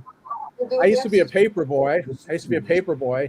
And whenever you got at a corner house with a big yard, you'd always cut across the yard. You know, you're not going to walk like it's not China. We're not making right angles. We're Americans. We would cut across the yard to a point where I would wear out the grass on the front yard because I just cut across it for years and whatever. One day, the house I used to cut across the yard all the time because they didn't have hedges like a smart person. I go there and the whole yard is covered in plywood. So I'm like, I guess I'm not crossing the yard. Let me see what's going on there. And I looked up the plywood and the earth had fucking cracked. I mean, this is like Stranger Things. And I threw a rock down. I couldn't even hear it hit bottom. It's just a mine had subsided. And just, if I had walked across that, if I was walking across it when that shit happened, you could have sued them. From hell. If hell is a lawyer. You know, I just got a text from Jay Hudak that says, it's 2026 and you're talking about Seven Legs on YouTube? Billy Milligan, amazing. Hello, everyone, trying to join you. Hudak is trying to join. Hudak, get in, quick. Jay. So, how about while he tries to join, what I'm going to do is, and Edivus Triple Rex has joined. We'll wait. Mark will have you wait. But let me see real quick. while we are getting Hudak signed up in here, why don't we show? This is a Bloodlink / J Hudak band who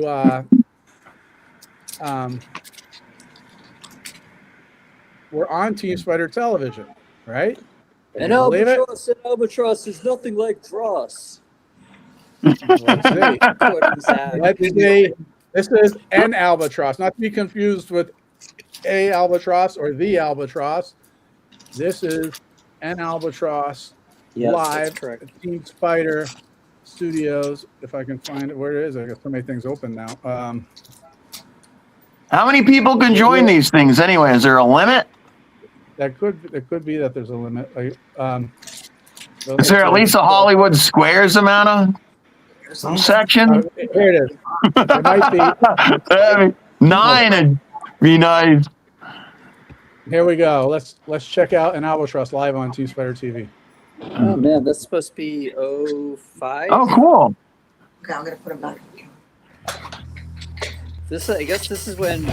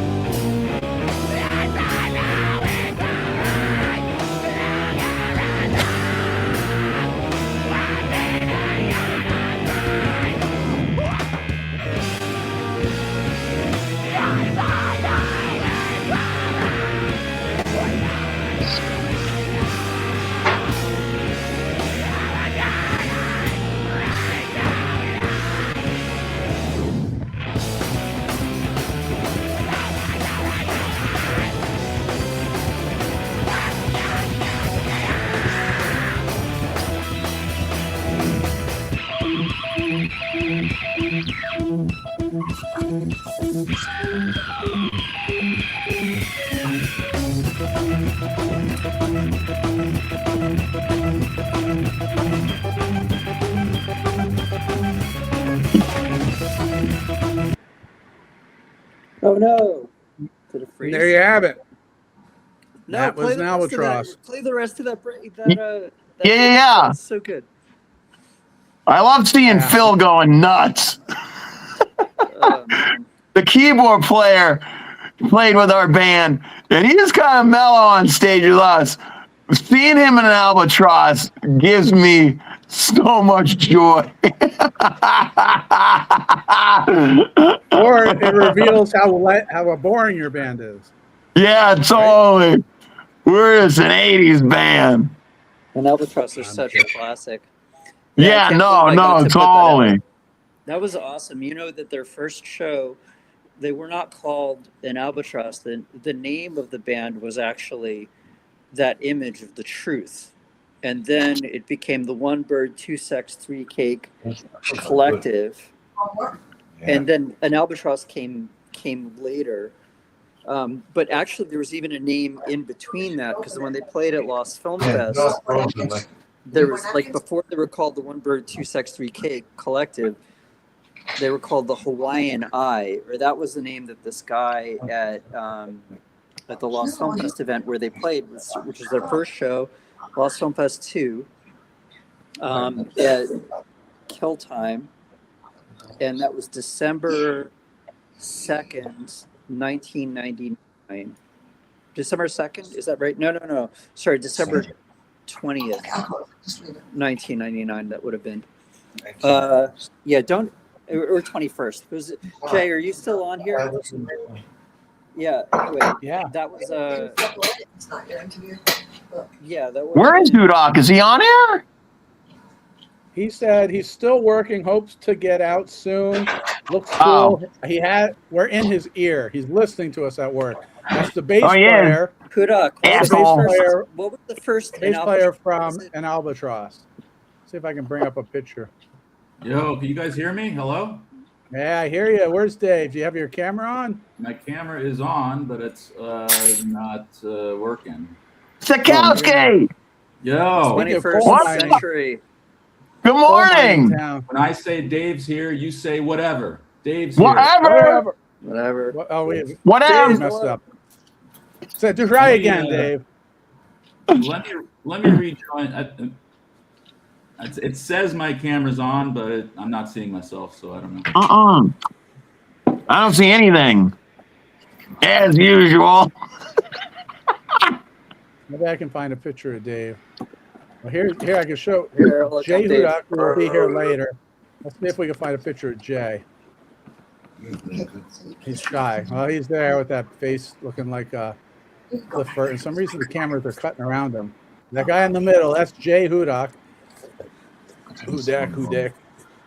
He should be checking in later. He should be checking in later. So they know someone's here. Okay. Well, we got Dave working on his camera. Why don't I see? You should call Carl G and see. You should call Carl G and see if you can get him out on this call. Remember Carl? Carl Golombeski? Yeah, Carl Golombeski. Of course. Yeah, I haven't seen him in forever, man. Yeah, we talk sometimes. I actually visited him in Hawaii right after Ram Dass died. I don't know if you knew that he actually was taking care of Ram Dass in the last years of his life. He was like wiping his butt and feeding him food and really taking care of him and just doing the real stand up. He's a sweetheart, man. He certainly is. Yeah. Very, very wonderful human being and other. That's right. Well, while we're waiting for to see Dave here, I'll run a little video of Dave. This is some old TeamSpider footage, and you'll see Dave is there on the left. You see Dave there?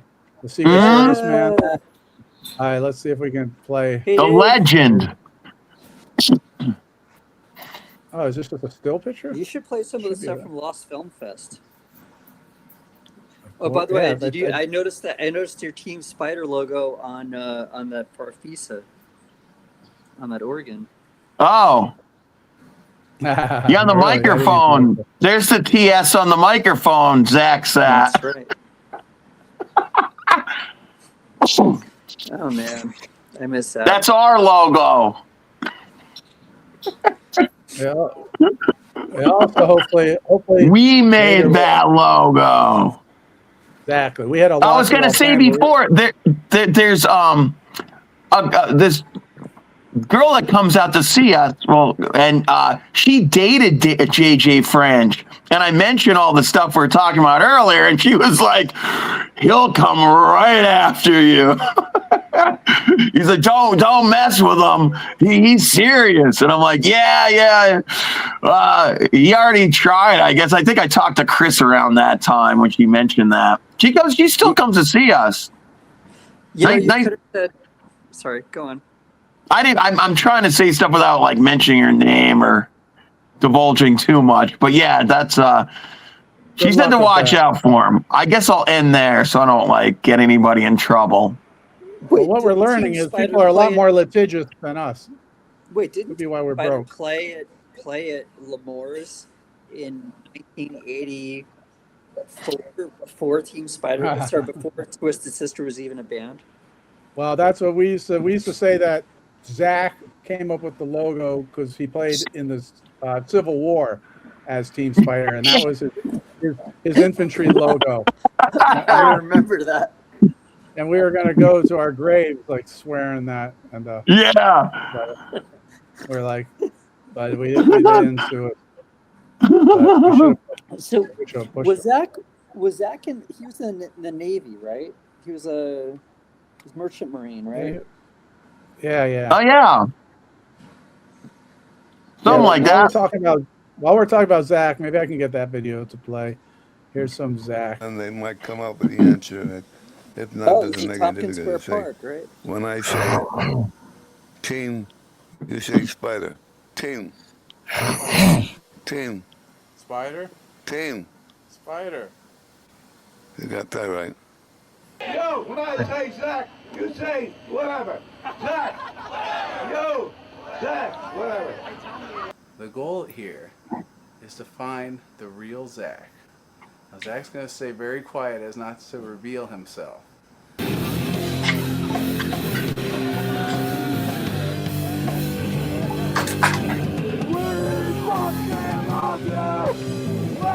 fucking love you!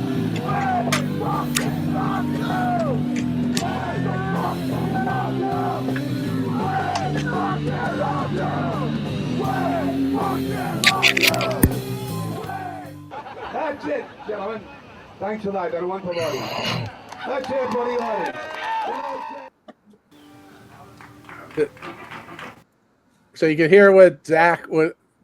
Oh, should I add some media assets to that? Let's see. Where's the applause?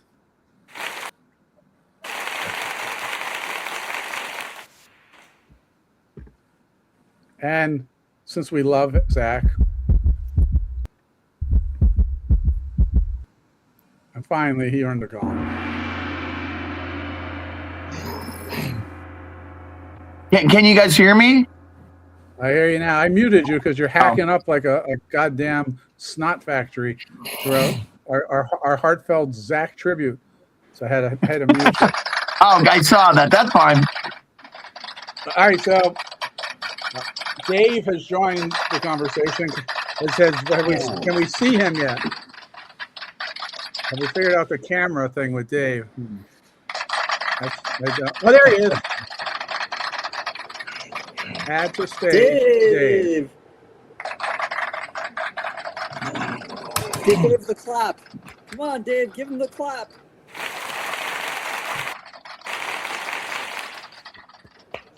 Welcome, Dave. All right. He's doing a Baron Trump. You're right. Okay, he's at the garden. Future President Baron Trump. You don't hear anything? Oh, he's not doing the Trump. Can you hear us? You there? You listening? Tell me if this gong helps. Yeah, that definitely helps. They called me a Luddite. They called me a Luddite. Luddite. You showed them. Seriously, Liz is so irritated that I got this. I got this in a... Where did I get this? I got this in some airport or something like that. There was this store that had this for €2 or something like that. And I was like, whoa, €2. What is it? What is this? What do you mean? What is it? What is? Is it a cha-ching? It's a sound machine. Yeah. Yeah. So, there you go.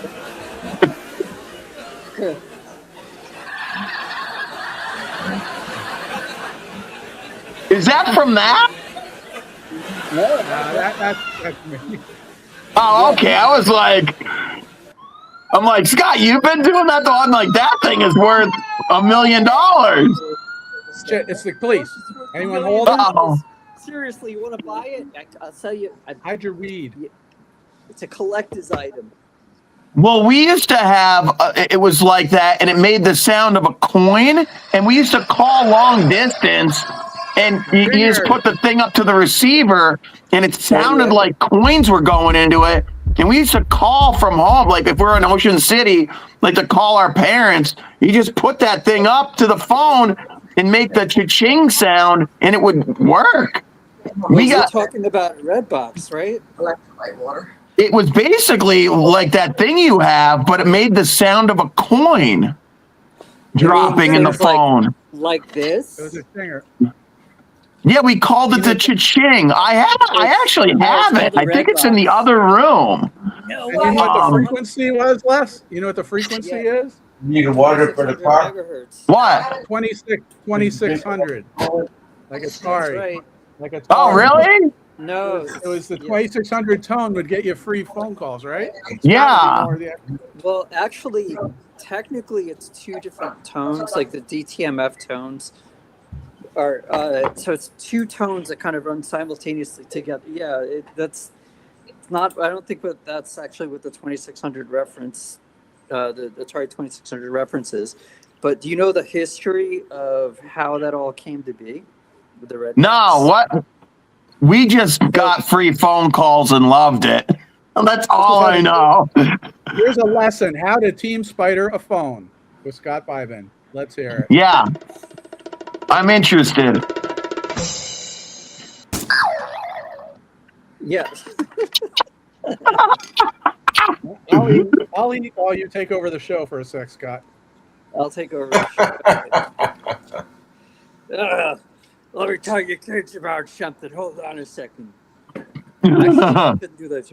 Hey, let me tell you kids about something. I'll tell you a poem. Channeling Hold on a Zach. second. Wait a Zach second, has hold entered on. the building. Zach is possessing Scott Bybin. Nice. Red box. I'd rather take An the Holland albatross tunnel. is in my socks. I've got 25 socks in a row. I would make a phone call and I'd call Wesley Willis. Oh, that's Wesley Zach. Willis. Voice of their friend. Yeah, Okay, thank you, Scott. Okay, I'm going to move on now that I'm nice and full. We have a guest. Mark, are you still here? Let's see. Uh-oh, did we lose Mark while we were waiting? Here he is. All right, I'm going to add to the stage. Everyone, welcome to Mark. This is Mark from Oedipus Triple Rex. Who, interestingly enough, What's up? we've gone way back in time with Druid. We've gone middle time with an albatross. Now we're going into the future. Oedipus Triple Rex just recorded their first record yesterday. They were in the studio yesterday. We've had them on the show a bunch because I've been reviving the TeamSpider YouTube channel. That's hence one of the reasons we're celebrating the 20 years is I'm going to get people to subscribe. Everyone hit that like and subscribe, please. But I think I have an element for that. So we want Mark to tell us about what's going on with Oedipus Triple X or O3R, as they are called. Wait, hold Mark. on. And wait, before you go, Mark, I have to tell you something. I actually have a bootleg tape of your band. Oh, Before you even really? put it out. Yeah, here we go. Find those little puzzles. Oh man! Bravo! Thank you for that. I hope we're getting some of the proceeds from that. Yeah, we've been talking to Chris since our birth. Chris is our official videographer. He's videotaped all of our shows so far and stuck them up on YouTube. We kind of started as an accident. A couple of us were like, hey, let's get our old bands back together. I had a band back in the 80s called All Night Rave in California. We were surf punk. And another guy had a band called the Epileptic Albino Bullfrogs. They were a hardcore punk band from Philadelphia. And two of the other guys were in a band called Megazoid. One guy, the young guy in our band, is from a band called Jade Tourniquet. So yeah, I mean, we just got together. We thought that it'd be funny to play a show at some point. We were shooting for Punk Island, and suddenly this guy just starts letting us use his School of Rock studio starting in January of 25, and we just got a gig in the summer, and then everything just blew up. Right now we've just played 5 gigs, and we have 10 more coming up. One of them was Spike. Whoa. One of them was Spike Polite. Nice. On June 29th. Oh, who's that? Spike, our local hero. We love Spike. Can't wait to play. We just found out today we're playing Tompkins Square Park with Scotty Stuzzo, who I imagine will probably be here at some point. And we went into the studio and started recording yesterday. I sent Chris this morning. I sent him a pre-mixed tape that we worked on all day yesterday to get one song. So it was a tedious. Oh, thank you. Yeah. Aside That's from right. the tape, yes. Aside from the tape that Scott has, aside from that, which I'm sure is far superior to the one that we did yesterday during the 8 hours that we suffered. Yeah. Didn't you lay tracks for 10 songs? I heard you were going to do 10 songs. Is that wrong? That was our goal. That was our goal, to lay tracks for, and we got one. We got drum tracks. We got drum tracks for 4 more, but I mean, the guy that we walked into the studio, and the guy just was like, yeah, okay, you can do your 10 tracks. Like, good luck. It takes a long time, man. Yeah. For it to sound good. Yeah. It's not muddy. It's not this. You really have to do it's a lot of time. Yeah. All right. Well, to Yeah, set the yeah. stage for Mark, just to show not tell, I'm going to put on New York a City. little bit of you. Going to the last right. show of the year for me, I think. East Village, going to Otto Oh, yeah, Shrunken that Heads, was- the Oedipus Triple Rex with our buddies That was Chumhuffer and Blackout Shoppers. And it's just ringing out 2025. See ya in 2026. Can't believe we're here. I mean, this is our second show ever, but it's actually our first show as a whole band because love is the love. Lights out. That's our sound check.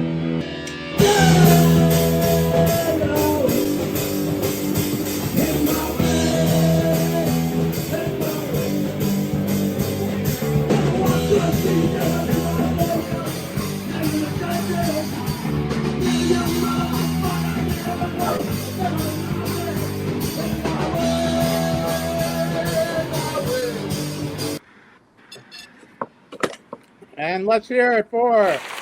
That's right. I'll take a bow. Thank you, guys. Thank you. Like, come They're all see up. us. We'd love to see you. We're playing the A7 show. Oh no, you didn't bootleg that tape, did you? I certainly did. We're playing the A7 show on April 12th. For those who don't know, A7 is legendary birthplace of New York hardcore on A and 7th, now called Niagara. And it's a infamous place here in the neighborhood. Easy commute for me because I live right up Tompkins Square the other direction.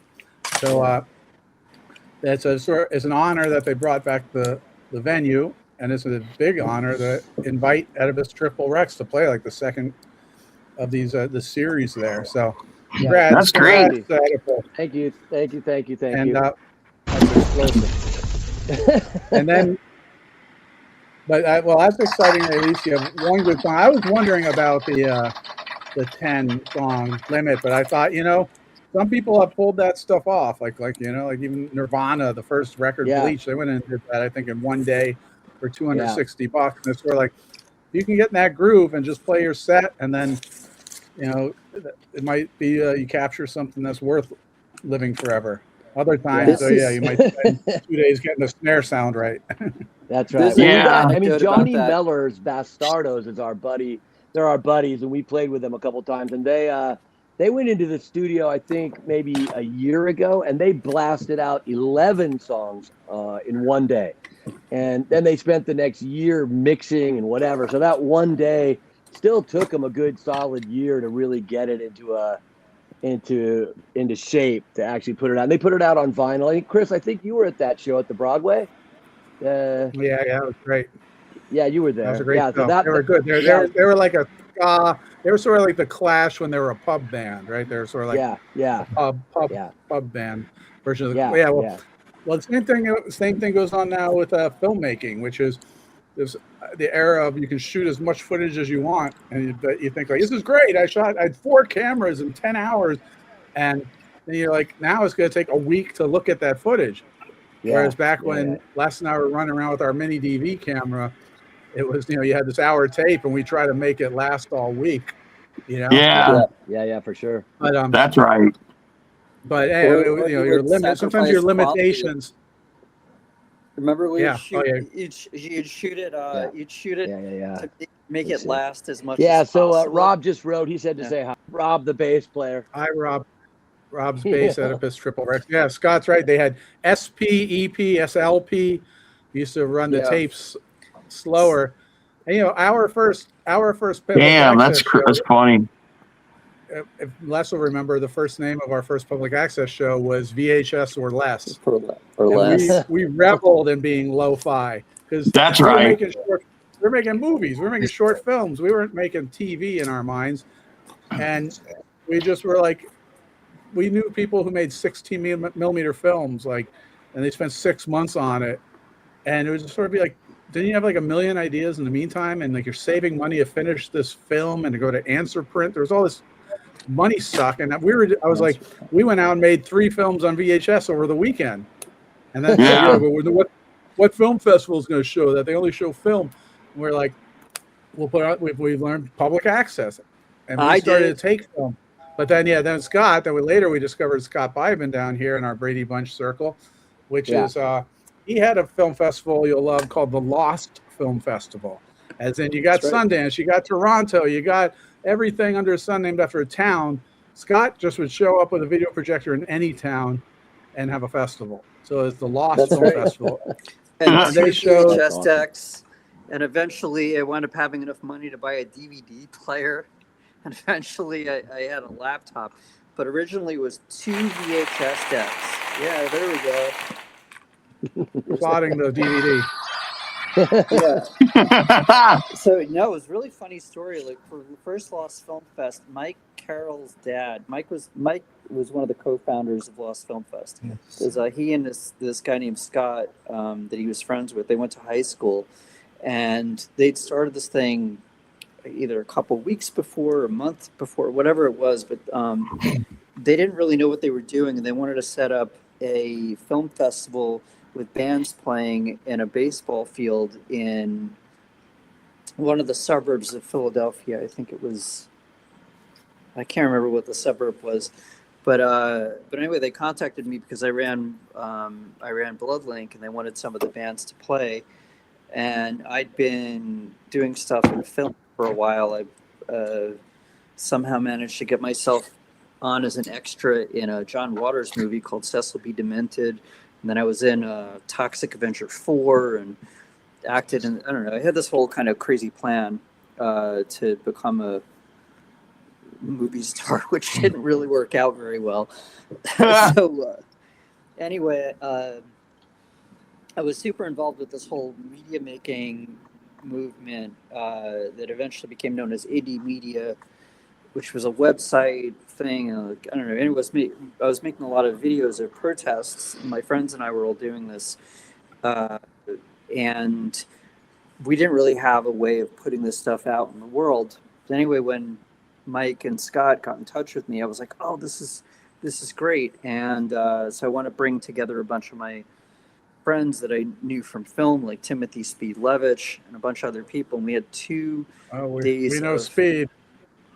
Yeah, have you brought him on the show? I think he still lives in New York. We did a show with him at CBGB's, and we made a video episode out of it. Yeah, recently. Oh, like way back in the day. This is when back in the day. Yeah. Man. Well, CBGB he's still around. Yeah. So anyway, what was I saying? So we did an event in Philly, and then I went to the WTO protest in Seattle to record stuff, and I came back with a bunch of footage of my own and other people's footage of the riot porn. And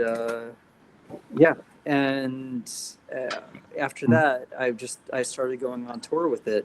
But we wound up getting a video projector, which was incredibly expensive at the time. It was like $5,000 for a video projector. It was like 600 lumens or 800 lumens or something. But Mike's dad worked at Johnson & Johnson, and somehow we wound up getting the video projector for like a few $100 or something, like $600.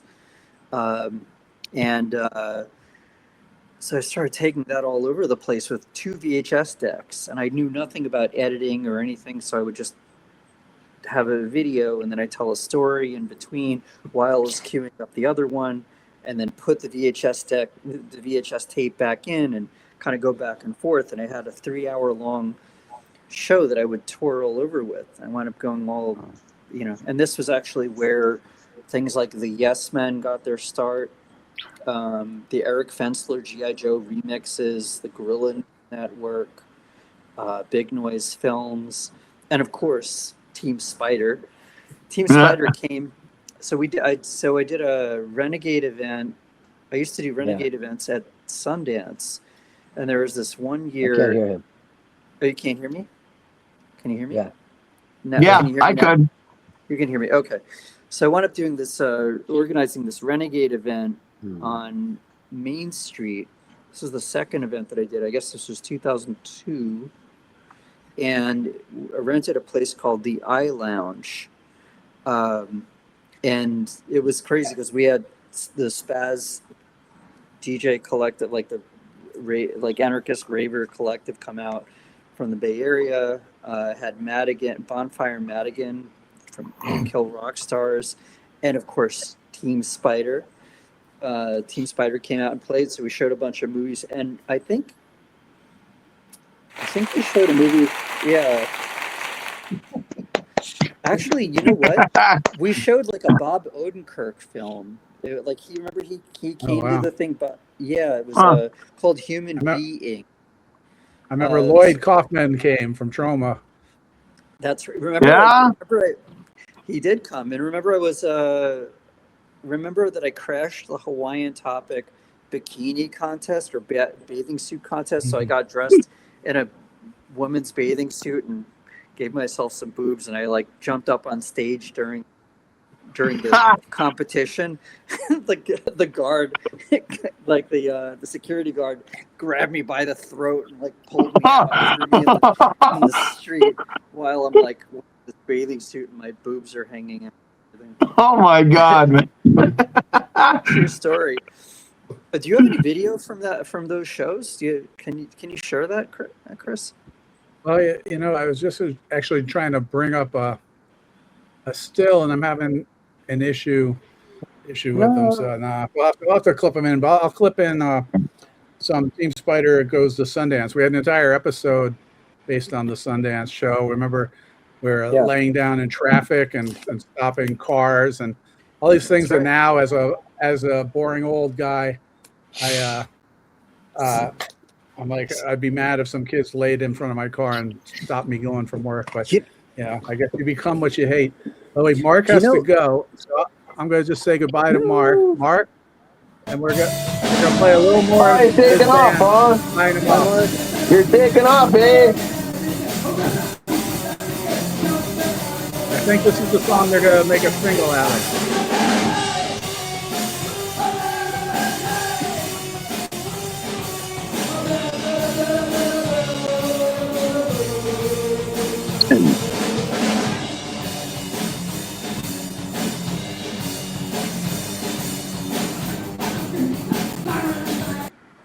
All right, that was Oedipus Triple Rex. Let's hear it for him.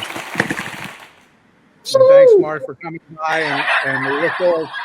We're gonna play with Mark at the end of July. We're going to.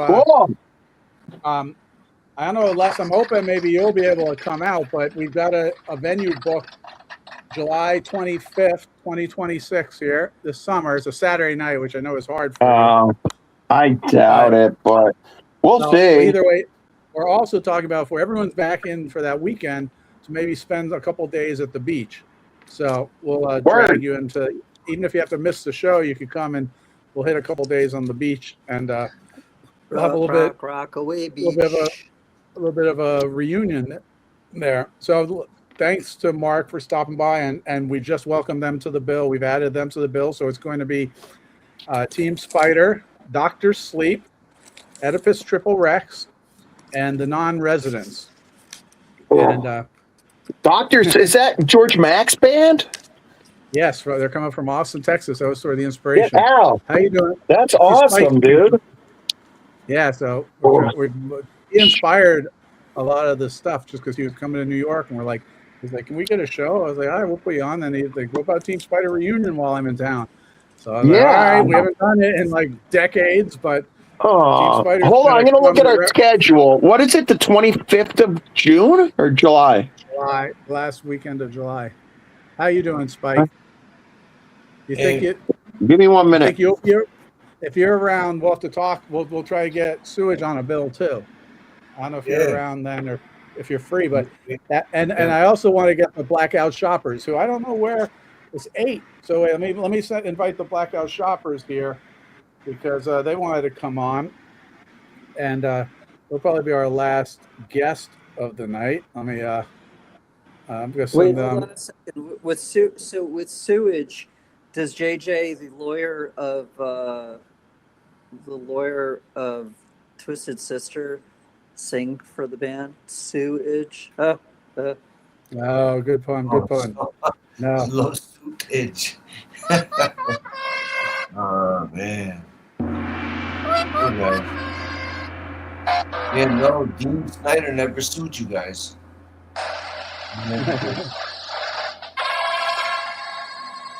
I'm trying to make the link work. I think I'm gonna get sued. Okay, I'm sending a link to 2 of the guys in Blackout Shoppers. If you'll copy. Yeah, we're playing the 25th of July.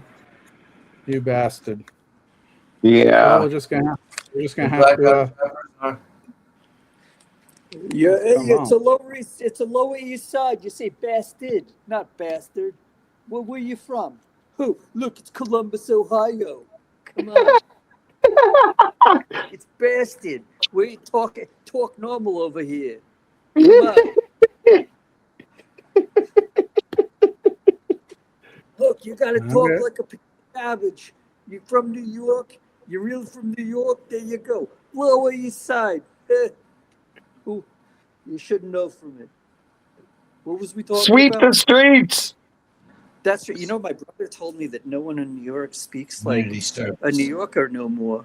No one talks like a New Yorker no more. That is kind of an old thing. It's becoming What do you mean an extinct, old unfortunately. Yeah. It's becoming extinct. Lower East Side There's still a stinks. there's a hilarious video floating around of just kids at Halloween in the 80s. And it's these Brooklyn kids, and they're like, "Yo, you gotta dress up to get the right candy." Like, hey, I told them. Like, these kids are talking like Sopranos, but they're like 10 years old. And it's like we aren't teaching kids that anymore. It's just, you know, The Jets and the Sharks. Look at this. I got a Groucho Marx nose. Come on, give me some candy. Look, I'm Spock over here. Nanu Nanu. That is awesome. Did you make that yourself? Yeah. Okay. What are you talking about? I'm making $1 million.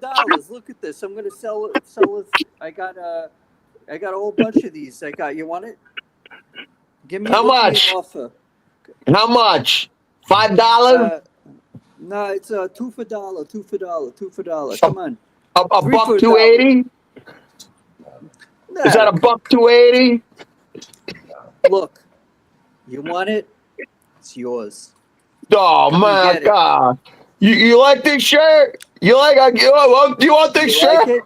You like the shirt? You like the shirt? Yeah. Chris Cross is in the band. He's gonna show up. Groucho, you got Groucho That is Marx. hilarious. You got Harpo Marx, Karl Marx. Who you got it all? Come on. Lower East Side, everybody, come on. ABC to Rio. You got 5th Street. You got C Squad. You got, what else? You got that big Jonas Schimmel Knishes. Whatever. Come on. I don't know how to reach. I miss Knishes. I just had a Knish today, and a Did meat ya? patty. I was at the supermarket, and they had Knishes 3 for $5 and meat patties 3 for $5. I'm sure it's. Ooh. That's not a real Knish. What you get? Supermarket. Who buys a Knish from a supermarket? That's not real. That's the only place I can get them if they have them.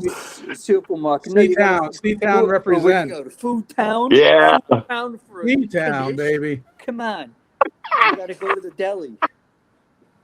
Jonas Schimmel's. You know, what? Look, they replaced it with a very fancy Whole Foods. Oh, look, it's a Whole Foods. You go in there for a Knish, you pay $20. Whatever. All right.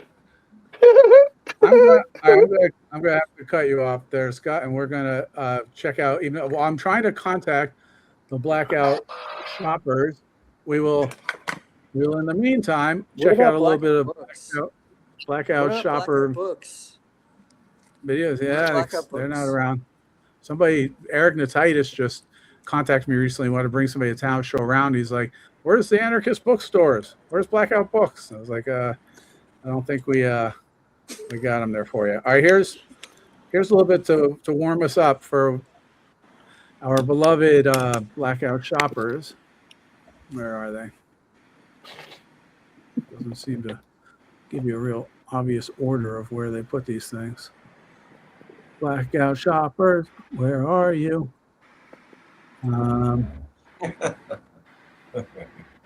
Here we go. All right, Blackout Shop on TeamSpider. Nice.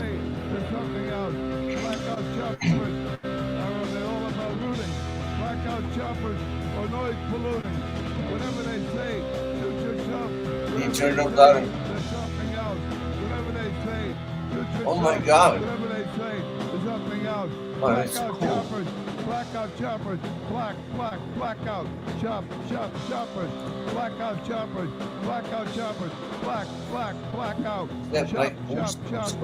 blackout choppers, blackout choppers, blackout, choppers.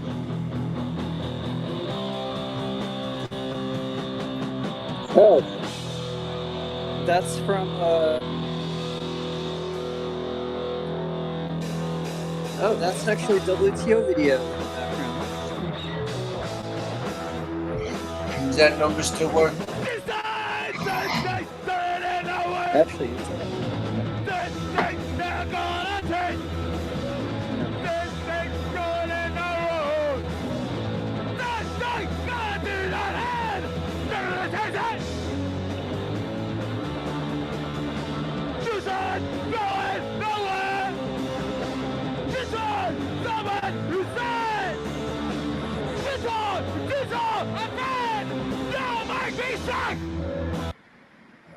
All right, that was Blackout Shoppers. Of course, let's see if I restart my phone. I'm having a hard time texting. Pretty nice.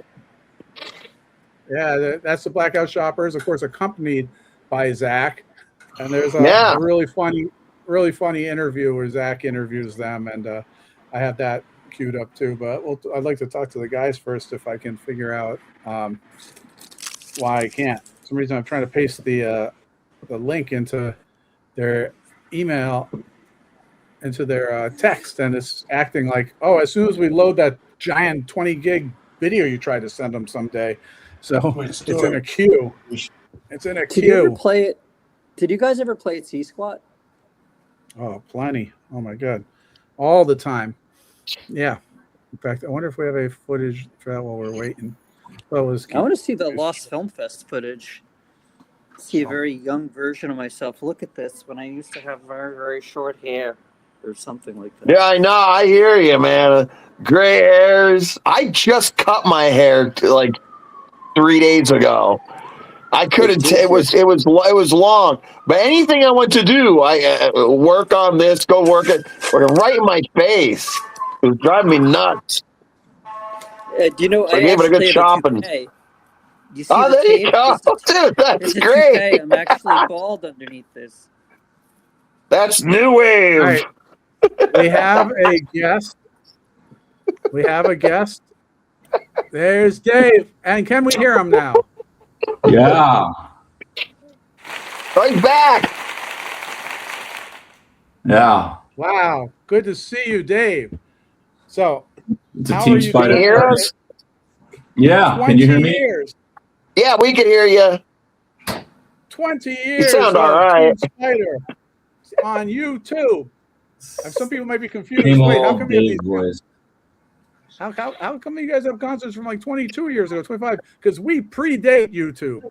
We were on public access, and then they invented YouTube for people like us because it used to be really hard to host video and to get things internationally. We were a big deal here in the Manhattan, but to get to like across the globe, that's where YouTube came in. So 20 years ago, we joined YouTube, and we also simultaneously joined their competition, Blip TV, who are, I guess, buried in shallow graves somewhere, but they did not compete with YouTube, primarily because YouTube gave you a play window with a little triangle head. Blip TV would let you host video for free, but you had to create a link and a line of text, and nobody knew it was a hyperlink. And YouTube, just through the innovation, having a screen, a picture with a playhead, and people understood, oh, that's video. But with Blip TV, they would scroll right past your video thinking it was a still, and you'd have to put like arrows. So anyhow, YouTube came along in 2005, I guess, and we signed up by 2006. And now here we are 20 years later, and we're still rocking. That even predates the European tour. Yes. And then I guess by 2007, we went to Europe, and that was the Fuck Breaks tour, because we had, the fixie bike gear fascination, and it paralleled our lives, which was, we didn't stop for nothing, especially the police back then. But yeah, and we shot all that. So there is a documentary that's sort of buried out there in not released, called TeamSpider Fuck Breaks. It was our 2007 tour movie. And I was thinking for this 20th anniversary, maybe releasing it. It was so close to being done. There was just some things we had to clear up with titles and some legal stuff, how to credit people and stuff, because, we cover a choking victim song, we cover an Operation Ivy song, because we like the ska punk. And when you put that out as a commercial product, it was a little bit beyond our normal capabilities of just doing everything for free on the internet. But to sell it, you had to get royalties to people, and it got confused. But then we toured again 2008 over in Europe, and then we I think we felt like we had done what we had done. I had met my wife around 2008, Allie, and honestly, the filmmaking stuff seemed like maybe there was a little more chance of having any sort of profitability if we're going to have kids. So we sort of leaned into like film and documentary, and sort of leaned out of like sleeping on squats and driving in vans across Europe and making 50 cents on a meal. So around 2008 or 9, we sort of phased out. There was never a violent breakup. We all still loved each other, and we all just sort of went our ways. And every once in a while we'd get together for something, but then it's just been on hold. And I don't know, then recently George Mack called up from Texas, said, I'm coming to New York, you book me a show. I was like, I'm so far out of that world, but I'll book you a show. And then the place said, oh, I know you guys, you wanted a whole night? I was like, oh, now I'm back in. Now I'm booking 5 bands, pulling back the bass players and this and that, and saying who can play. And so there we are. We're back in the game for at least one night, July 25th. I'm hoping Dave can come out, but we understand if you can't. Dave, turns out, is like in the middle of a move that week, and maybe it'll just be your sayonara, or maybe you'll be gone. But either way, Dave will be there in spirit, or maybe we'll phone him in, and we're gonna get Oscar, hopefully do a song on drums, and maybe Jeff Haba is talking about coming in, and who knows if Robbie's in town. So it might be a best of members. It might be everyone does 2 songs. I don't know, but or it might be, I don't know what. I don't know. But either way, just going through some of the tapes today to find clips to make it for this show. I have to say, like, we're pretty good band. I always knew we were interesting, but I was actually like really enjoying listening to us rock out. And I was sort of like, it almost doesn't matter if we just went up there and did a couple of songs. It doesn't matter. It doesn't matter if they're old, new. Like it was like, it could be like more a thrash era, like Rot Gut. We could just do a little ska punk set with like Bush, now Trump, and I have some new songs written. Les and I have been teaching Les some songs in the barn at my grandmother's house that that we were singing harmonies on. There's something new, harmonies. That I'm like, I could do something new. I mean, it just doesn't matter, but maybe it'll be the start of something new. Maybe we'll record something or whatever. I'm back, and I'm enjoying putting stuff up on YouTube. It's like having a public access show again. And this is just like the live episodes. Am I right? Like this is like Eminem. Seriously. Neighborhood Network. We're taking phone calls. The only thing is the people who are calling in like us. Yeah, that's right. You still have that like massive archive of like mini DV tapes. You had like, I don't know, 400 of them. Oh, I have hundreds. I have a dresser, and every drawer in the dresser is stacked 3 high with mini DV tapes. And my wife is helping me get it organized. I mean, a couple of years ago, because we started to edit the Leftover Crack documentary, Passion of the Crust, and it's not so organized beyond what you can fit on a tiny spine. So if I taped anything Leftover Crack, there's a little LOC on it. And I type anything choking victim, there's a CV. So there might be a LOC, CV, TS, two man. And she just went through every one, not watching an hour tapers, and if it had LOC on it. She digitized that part, and we got all the LOC. We got all of it digitized. So that stuff is safe. And actually, I'll show you. And then we had interns at the time. Yeah, I'll be right back. We had them transcribe all the people we interviewed for that doc. This is it. It's like the size of a phone book.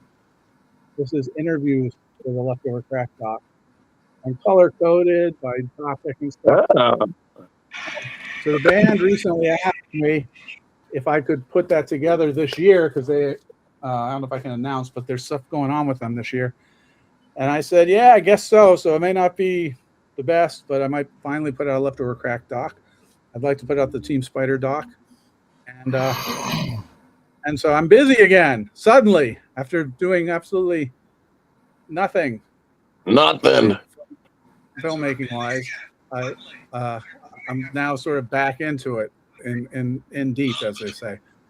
Let me see if the blackout guys have anybody tried to get in. No, still Dave.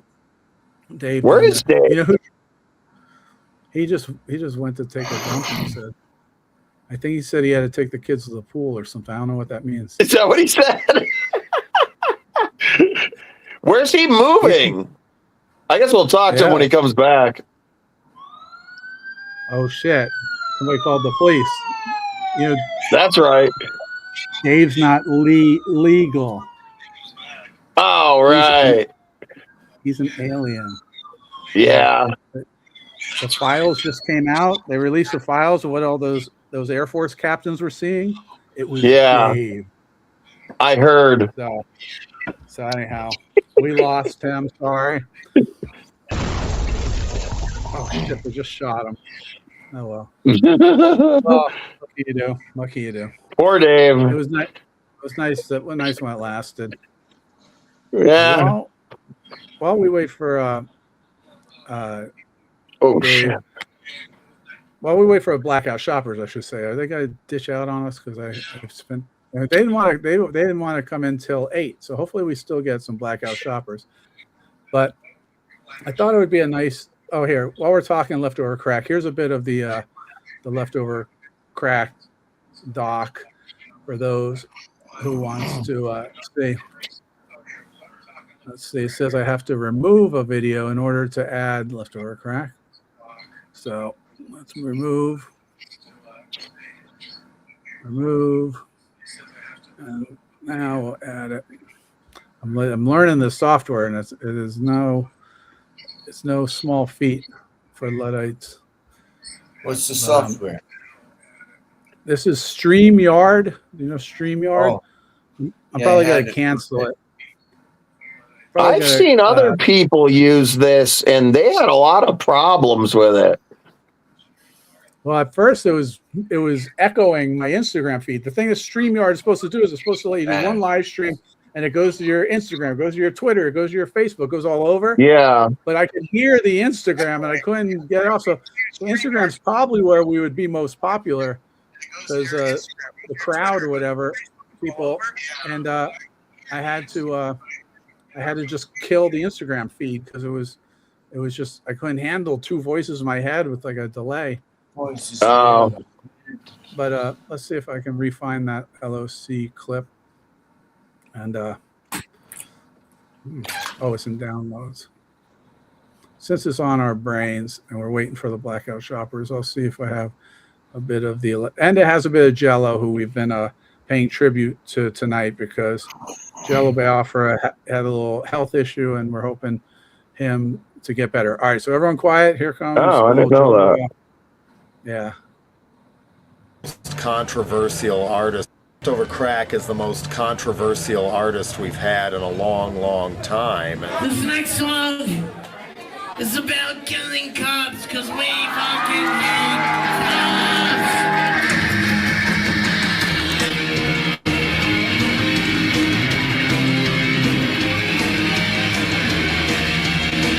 cops. No, I never wanted to be a cop. They always terrified me when I was little.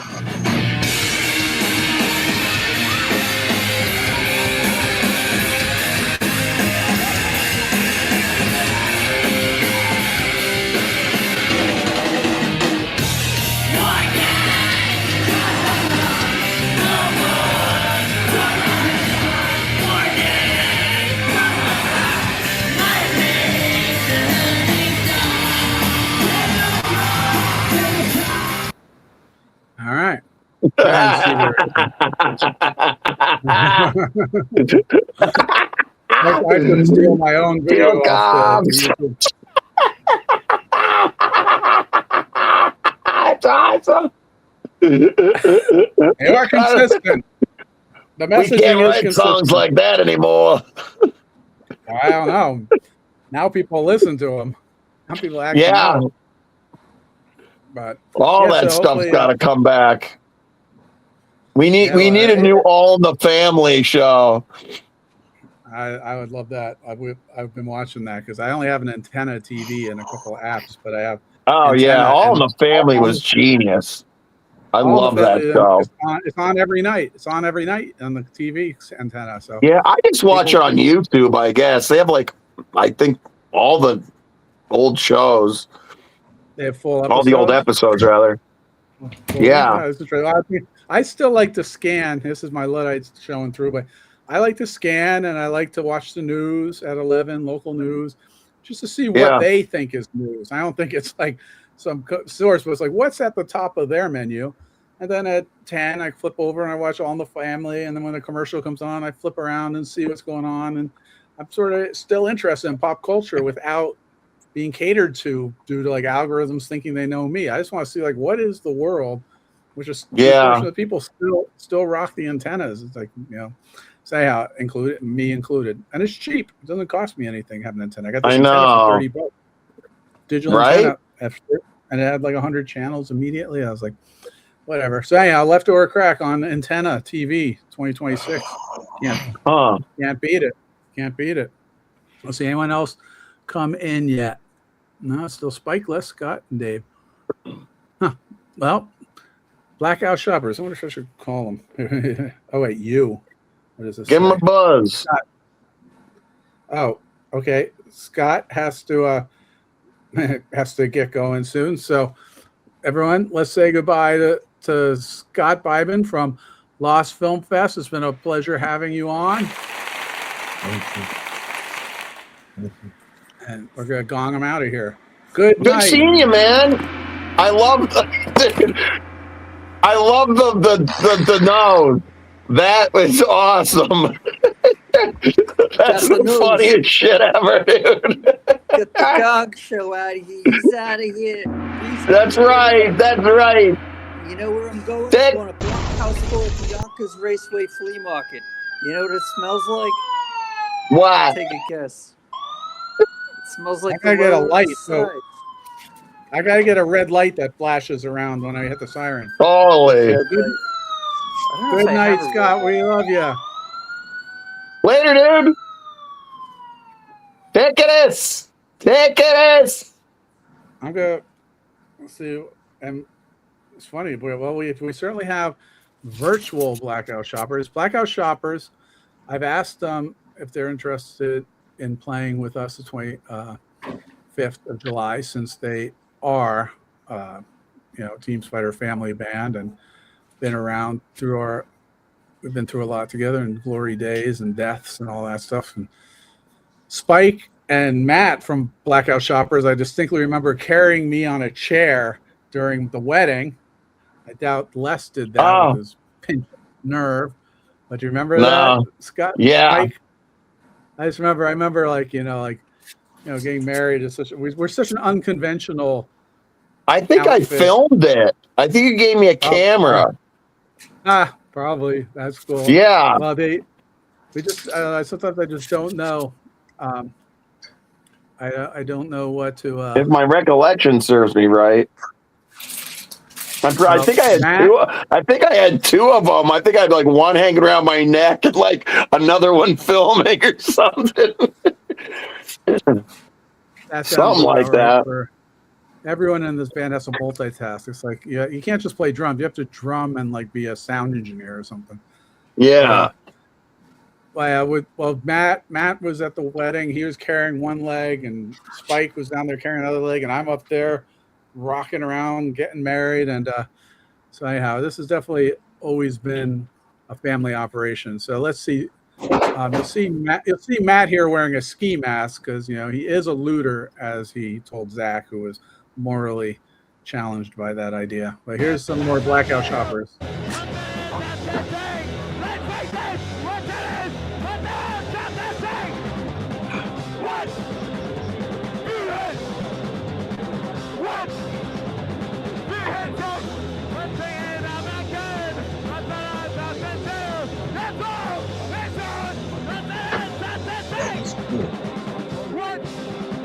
Police appeared intent on stopping the bicycle demonstration. Metal gates at Union Square where the bike demo started. Across 17th Street and the... What happened? Decided to give your life for your country? Shut the fuck up! And cutting the bicycle locks of demonstrators, even those not arrested, a possible violation of a court order, says legal representative Norman Siegel. And the idea that the city is making this a crime is really outrageous.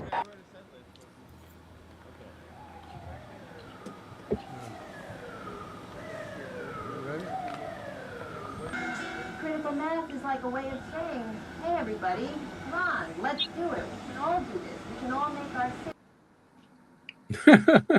All right, well, let's hear it for the Blackout Shoppers CD case. Apparently that wasn't the clip I thought it was. But it had a CD case of them and their music. So wait, let me see if I can find one more. Wait, I better delete a video before I get caught up with that same thing. You can only have a couple videos queued up here. And bring up a video file. Let's see if we can find the one I thought. There's an interview between Zach and the Blackout Shoppers that cracked me up. Could it be that? Let's see. I really thought it was this. Yeah, it should be this. Hopefully I got the right thing. See if we have better luck this time. Maybe not. Maybe this will be the exact same video. Let's see. Same one. Yeah, sorry. All right, well, I'll have to add it in later. But we have a great interview where Zach asks, "Why do you call yourselves the Brownout Boppers?" and yeah, I want to see that. Yeah, I don't know why. I remember when I first moved to New York City and I met Spike, and the name of your band was Human Sewage, and it was changed to Sewage. And I'm like, Spike, man, why'd you change the name? And he said, because we're not human anymore. Oh, that's good.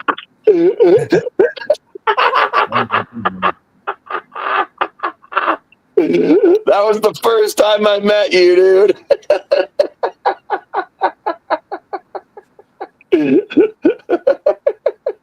That was awesome. I look forward to the 20th anniversary show. Yeah, that's right. Yeah. Chris, what are you doing in that? You mean What's for that? a live concert? Mm-hmm. But you mean the concert in July? Mm-hmm. Ran into on the streets of New York. That's yeah, we're gonna be at Lucky 13 Saloon, July 25th. That's in 2026. A Saturday night, Lucky 13. It's like a crazy heavy metal bar with strippers on poles in the front, and then punk hardcore metal in the back. With the whole walls are lined with posters. If you were an 80s kid, you basically can find your bedroom wall on there. There'll be like whatever it is, Ozzy posters, and with Randy Rhoads, there'll be a wall of just like Dead Kennedys and Misfits, and a wall of Metallica, like 598 EP stuff, all this stuff. And it's a fun venue, and so it'll be a good welcoming for those Texas boys, Dr. Sleep, and just a good place for us to all hang out and get together. So we're going to try to put that together. You played there? Yeah, in fact, I went to see Sewage there play years ago, and with the Toxic Avenger film, and Lloyd Kaufman was in the audience watching Toxic Avenger with us. So I thought that was pretty cool. Oh yeah. Usually when a film starts, the filmmaker like intros it. All right, I'll do questions after, and here you go. Enjoy Toxic, and then they leave. And they just like, I can't watch that movie anymore. He just stood there next to me watching and laughing at his own jokes. And he just had a good time. That's awesome, dude. And I was surprised. Last time I think I saw Taka's Avenger was like rented from a VHS store in high school. And I never saw it since. It was just embedded in my brain. I remember like at the time, like being sort of offended by it because they run over a paper boy with the car. And I was a paper boy, and I was like, that's not cool. And they not only run over a paper boy, they back over him a couple times. And I was like, yeah, I remember that. Parents were horrified by that scene. I was like, parents? I was horrified by that scene. I know, totally. I haven't seen it since, and I forgot. And it just gets put up in your mind like synonymous with dictionary definitions. See Toxic Avenger, schlock, garbage, or whatever. And so I'm watching it and knowing filmmaking, I'm just like, God almighty, like there's tanks in this movie. There's like crazy locations. Of course, it was back in the day, there was no video, so it's all shot on film. You just know Lloyd pulled every stop in the book. He got like the New Jersey National Guard to be extras in his film, and that came with tanks. And it's just for a no-budget film, like he really just made you think you saw like a superhero movie. So, which it was. Supposed to be New Jersey's first superhero. And then remember we went to the Troma offices last. Yeah. With Zach. We used to be on Ninth Avenue. Yeah, above the McDonald's. And we brought Zach, and Zach wrote a tribute poem to Lloyd, and it was like 5 pages long. So he says, "Can I read you my poem?" And Zach's like, or Lloyd's like, "Yeah, sure." And after about the 20th stanza, Kaufman realizes like this isn't stopping. So he just starts going to his file cabinet and doing work. He's like signing contracts. Zach's just saying like, Lloyd, Lloyd, what a void without the movies of Lloyd. Like he's just reading. Lloyd just got on with his day. And then you're just laughing, like, you're losing it. Like, what is this happening? And we basically, it was like one of those prank shows where they run a timer, how long until they get up with it. And it was like 20 minutes of Zach just serenading him with this bizarre Lloyd Kaufman thing, and so he was really nice to us. And he was. I remember. And anyhow, I brought a VHS tape of some of our movies from the public access show, and one of them was our live action remake of Scooby Doo. We made a Scooby Doo movie with my cousins, brothers, and I gave it the guy who was working reception at the Troma Studios. I was like, "Hey, do you think you can show Lloyd this? Like long shot, but maybe he'd want to put this out like compilation of bad movies made by like idiot teenagers. I don't know, but at least I wanted Lloyd to see." So I give him this movie, the first one on it being live action Scooby Doo. Anyhow, years later, I figure out, you know who was the receptionist at Troma Studios at the back time? then? Oh. James Gunn, the guy who created basically like saved the whole Marvel universe, and is now is he taking over the DC universe? Yeah. He was just like an intern at Troma, and he was helping Lloyd write his biography at the time. Anyhow, what's his big first movie that he made that put him on the map? A live action Scooby Doo. Oh my God! So I'm like, did we inspire James Gunn to be like, I'm going to do Scooby Doo? That's funny. It was worse than ours because it had that CGI Scooby and stuff. I didn't see it. I don't think I never saw that. I've only seen parts of it. I just remember it had a CGI dog, and back when CGI was even worse, it was like Jar Jar Binks level. Right. So if James Gunn is out there, you're welcome for your career. Yeah, totally. Did you film us? Did you film us when we went to the Lloyd Kaufman studio? Sure. I'm sure it's just sitting in like so many tapes. Like I don't even think we made an episode of that. We just did that. Probably went home, watched it, laughed, and that was I know. It's like exactly. That should come. I'll make a list someday of like episodes that don't exist anywhere that we should just put out because they were just take a couple of days to just make like we could, there's just dozens of unreleased TeamSpider television episodes, and might as well put them up there on the web. Why the hell not?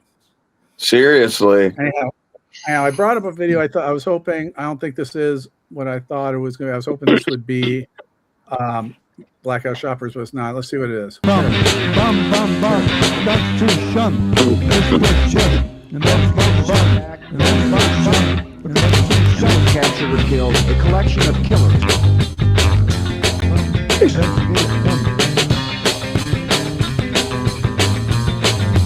We have captured or killed terrorists. All right, and we have That's a right. new guest to the stage. Let's hear it for Blackout Matt. How's it going? Can you hear me? We can hear you. Yeah. How are you doing? I'm doing good. Thanks for inviting me to be on. You're welcome. Did you see your clip of you guys playing on the show Not- before? Not yet. No, I'm sorry. I'm signing in late because I had to get my kids dinner and everything, and I ruined the chili, and so I had to. I was running late. I did not see it, but I do have it somewhere on a DVD, so I know I can, and hopefully it'll live on the TeamSpider channel as well. But There's some Blackout Shoppers. here we go.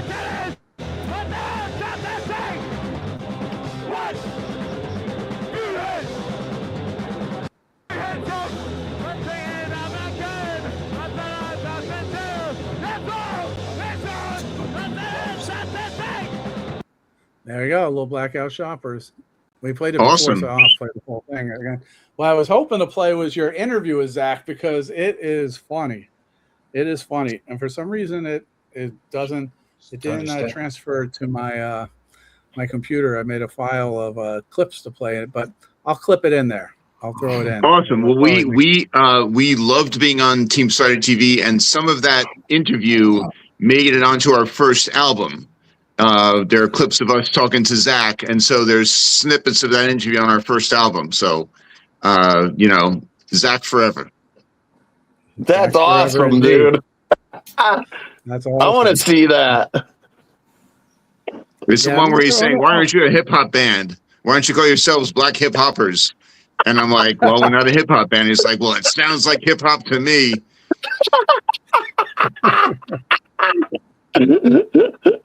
Zach was such an interesting dichotomy of things. It's an honor that I got to know him and see him and do that interview with him and be on TeamSpider with him and you guys too. But Zach was something really special. Yeah, dude, he really was. Yeah, we'll have to do a tribute to Zach at the show on July 25th. I was thinking maybe I'll bring an acoustic or even do electric, and we'll do a "Know That I Love You" at the end and sing along, and maybe run some video because they have video screens there. I wonder how hard it would be for me to real quick. It's probably not worth it. I'll just clip in the interview, but I'm glad to hear the interview made it onto a record. That's pretty cool. Absolutely. Yeah, that's awesome. And it was a really good point for us to be on TeamSpider TV. Blackout Shoppers, I think, had been around less than a year at that point, maybe. And, I'd been a fan of TeamSpider TV since before even starting Blackout Shoppers, back when I was a roadie for a band called the Spunk Lads, that you may remember, and I know you guys did shows with. So, it was sort of like a nice milestone to our existence to be on TeamSpider TV. Well, we're so happy to have you, and it was perfect. It was great. It was great because you were one of the it was nice when we had other bands that we could put footage behind them and pick out the stuff. Like at the time, we were getting harassed a lot by the police, particularly about critical mass bicycle rides and stuff, and the park shows with the loud permit issues and stuff. And so we always had good footage, and it was sort of fun to be like, Blackout Shopper song, like this would be perfect. We should show like everyone getting arrested at the Time's Up space last night. It was fun to be like video DJ behind you guys. And of course, I just knew all I had to do was point Zach at you and let him go. I didn't have to, I wouldn't prep him or anything. It's like, yeah, Zach, interview these guys. It was just like guys in like ski masks and Unabomber hoodies. And Zach's like, what are you, the Burnout Boppers? Brownout Boppers? Yeah, Brownout Boppers. That was one of his ideas. Yeah. And you were handling it completely like intelligently. Like you're like, well, the reason we didn't call ourselves that is because there really isn't much rioting during brownouts. You know, it's blackout. Yeah, that's And it's right. also We don't have too many brownouts anymore. We have blackouts. We're going all the way with everything. Yeah. You were and you beat Reverend Billy to the punch with your anti-commercialism stance. You're like, you could also read it as we're blackout shoppers, as you were blackout drunk shoppers. We just shop, you know, blind commercialism, and you tickled Zach's funny bone with that one, because ultimately Zach was like an intellectual. He was always looking at things a couple different levels, even though he sounded like Dr. Seuss. So he was forever a fan of blackout shoppers. And Albatross guys, who we had some representation of on today, because he used to introduce them at concerts, and he would always say, "This is America's favorite band, an Albatross." Like the furthest thing from the truth. They would just come out, scream up, and be like, "Does America like this band?" But you're so sincere. It's like having like your own portable Ed Sullivan. Just be like, yeah, totally. There's some lads called the Beatles. You know, these guys are taking over the nation, and Albatross, or the blackout shoppers. Like he just is so sincere. And it was probably the same with Sullivan. Ed Sullivan probably had about the same level of knowledge of who he was introducing. It was like, oh, a young man from the South, Elvis. Let's hear him. Right? Totally. Well, now there's only 5 minutes left on the scheduled thing, so I had one more video I thought I would play, which was I stumbled upon this when I was just looking for clips. I was trying not to overwhelm with clips. Instead, I underwhelmed with clips because like a lot of them didn't take for some reason. But I did find this thing which I was surprised, which was a tribute that we did to Zach, which was he had given us some lyrics, which he gave us a million lyrics, but Santa, Santa, Santa. Do you remember that? Yeah. Any chance, anyone? And let's see, is it this one? I think it's this one. And we made up some music sort of really quickly for it, and I wrote some music for it, and it was let's see, is this it? They might come up with the answer. If not, doesn't make any difference to say. When I say, no, we saw that one. But watching it all these years later, as I probably would with many of his songs, I really saw it from like a new perspective. I was like, oh, you know, this is actually like really nice, and and it was could it be that one? No. Let's see. I hope this one did come through. No, this one says it's a movie. All right, let's check out if this is it. Dave's back. Hey. Yeah. All right, this is it's called Santa, Santa, Santa. Of course, it's with our trademark only punk band to have "I Love You" songs. TeamSpider. It has a chorus of like Santa, Santa, Santa. I love you and your crew. And since we all got together the first Christmas after Zach passed away, I busted out this lyric and wrote some music to it. And I thought like, oh, it's sort of fitting. Like the crew got back together for Zach, all these people whose lives he touched and whatnot. So, and I enjoyed it. I was to the point I was like, man, someday we should record this song. It's actually like a decent Christmas song, perhaps. So here's Zach TeamSpider original, Santa, Santa, Santa. I love you, because of you. I love you, and you're true. I love you, with joys of you.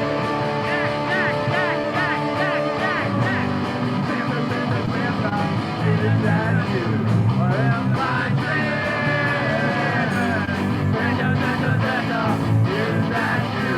With my smile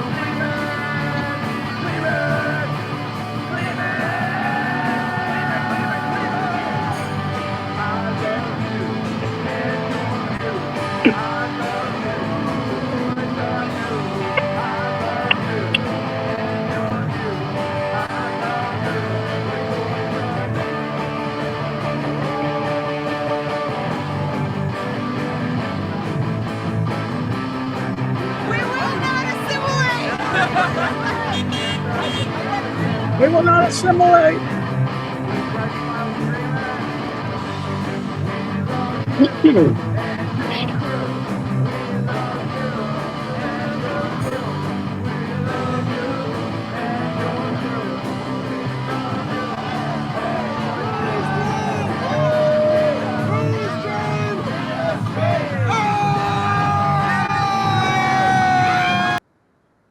And there you have it. That's awesome, dude. I think What's that's up, a fitting Matt? end. It's a fitting end. Good to see you, Dave. We have Dave and Matt talk a sec, but then we'll wrap it up. How are you? Good to see the two of you on screen together again. Take it away. Great to see you in. Great to see you in your ski mask again. Yes, I feel naked without it. He senses a blackout coming. He's ready to shop. Yeah, right. Always ready for the lights to go out. That's right, dude.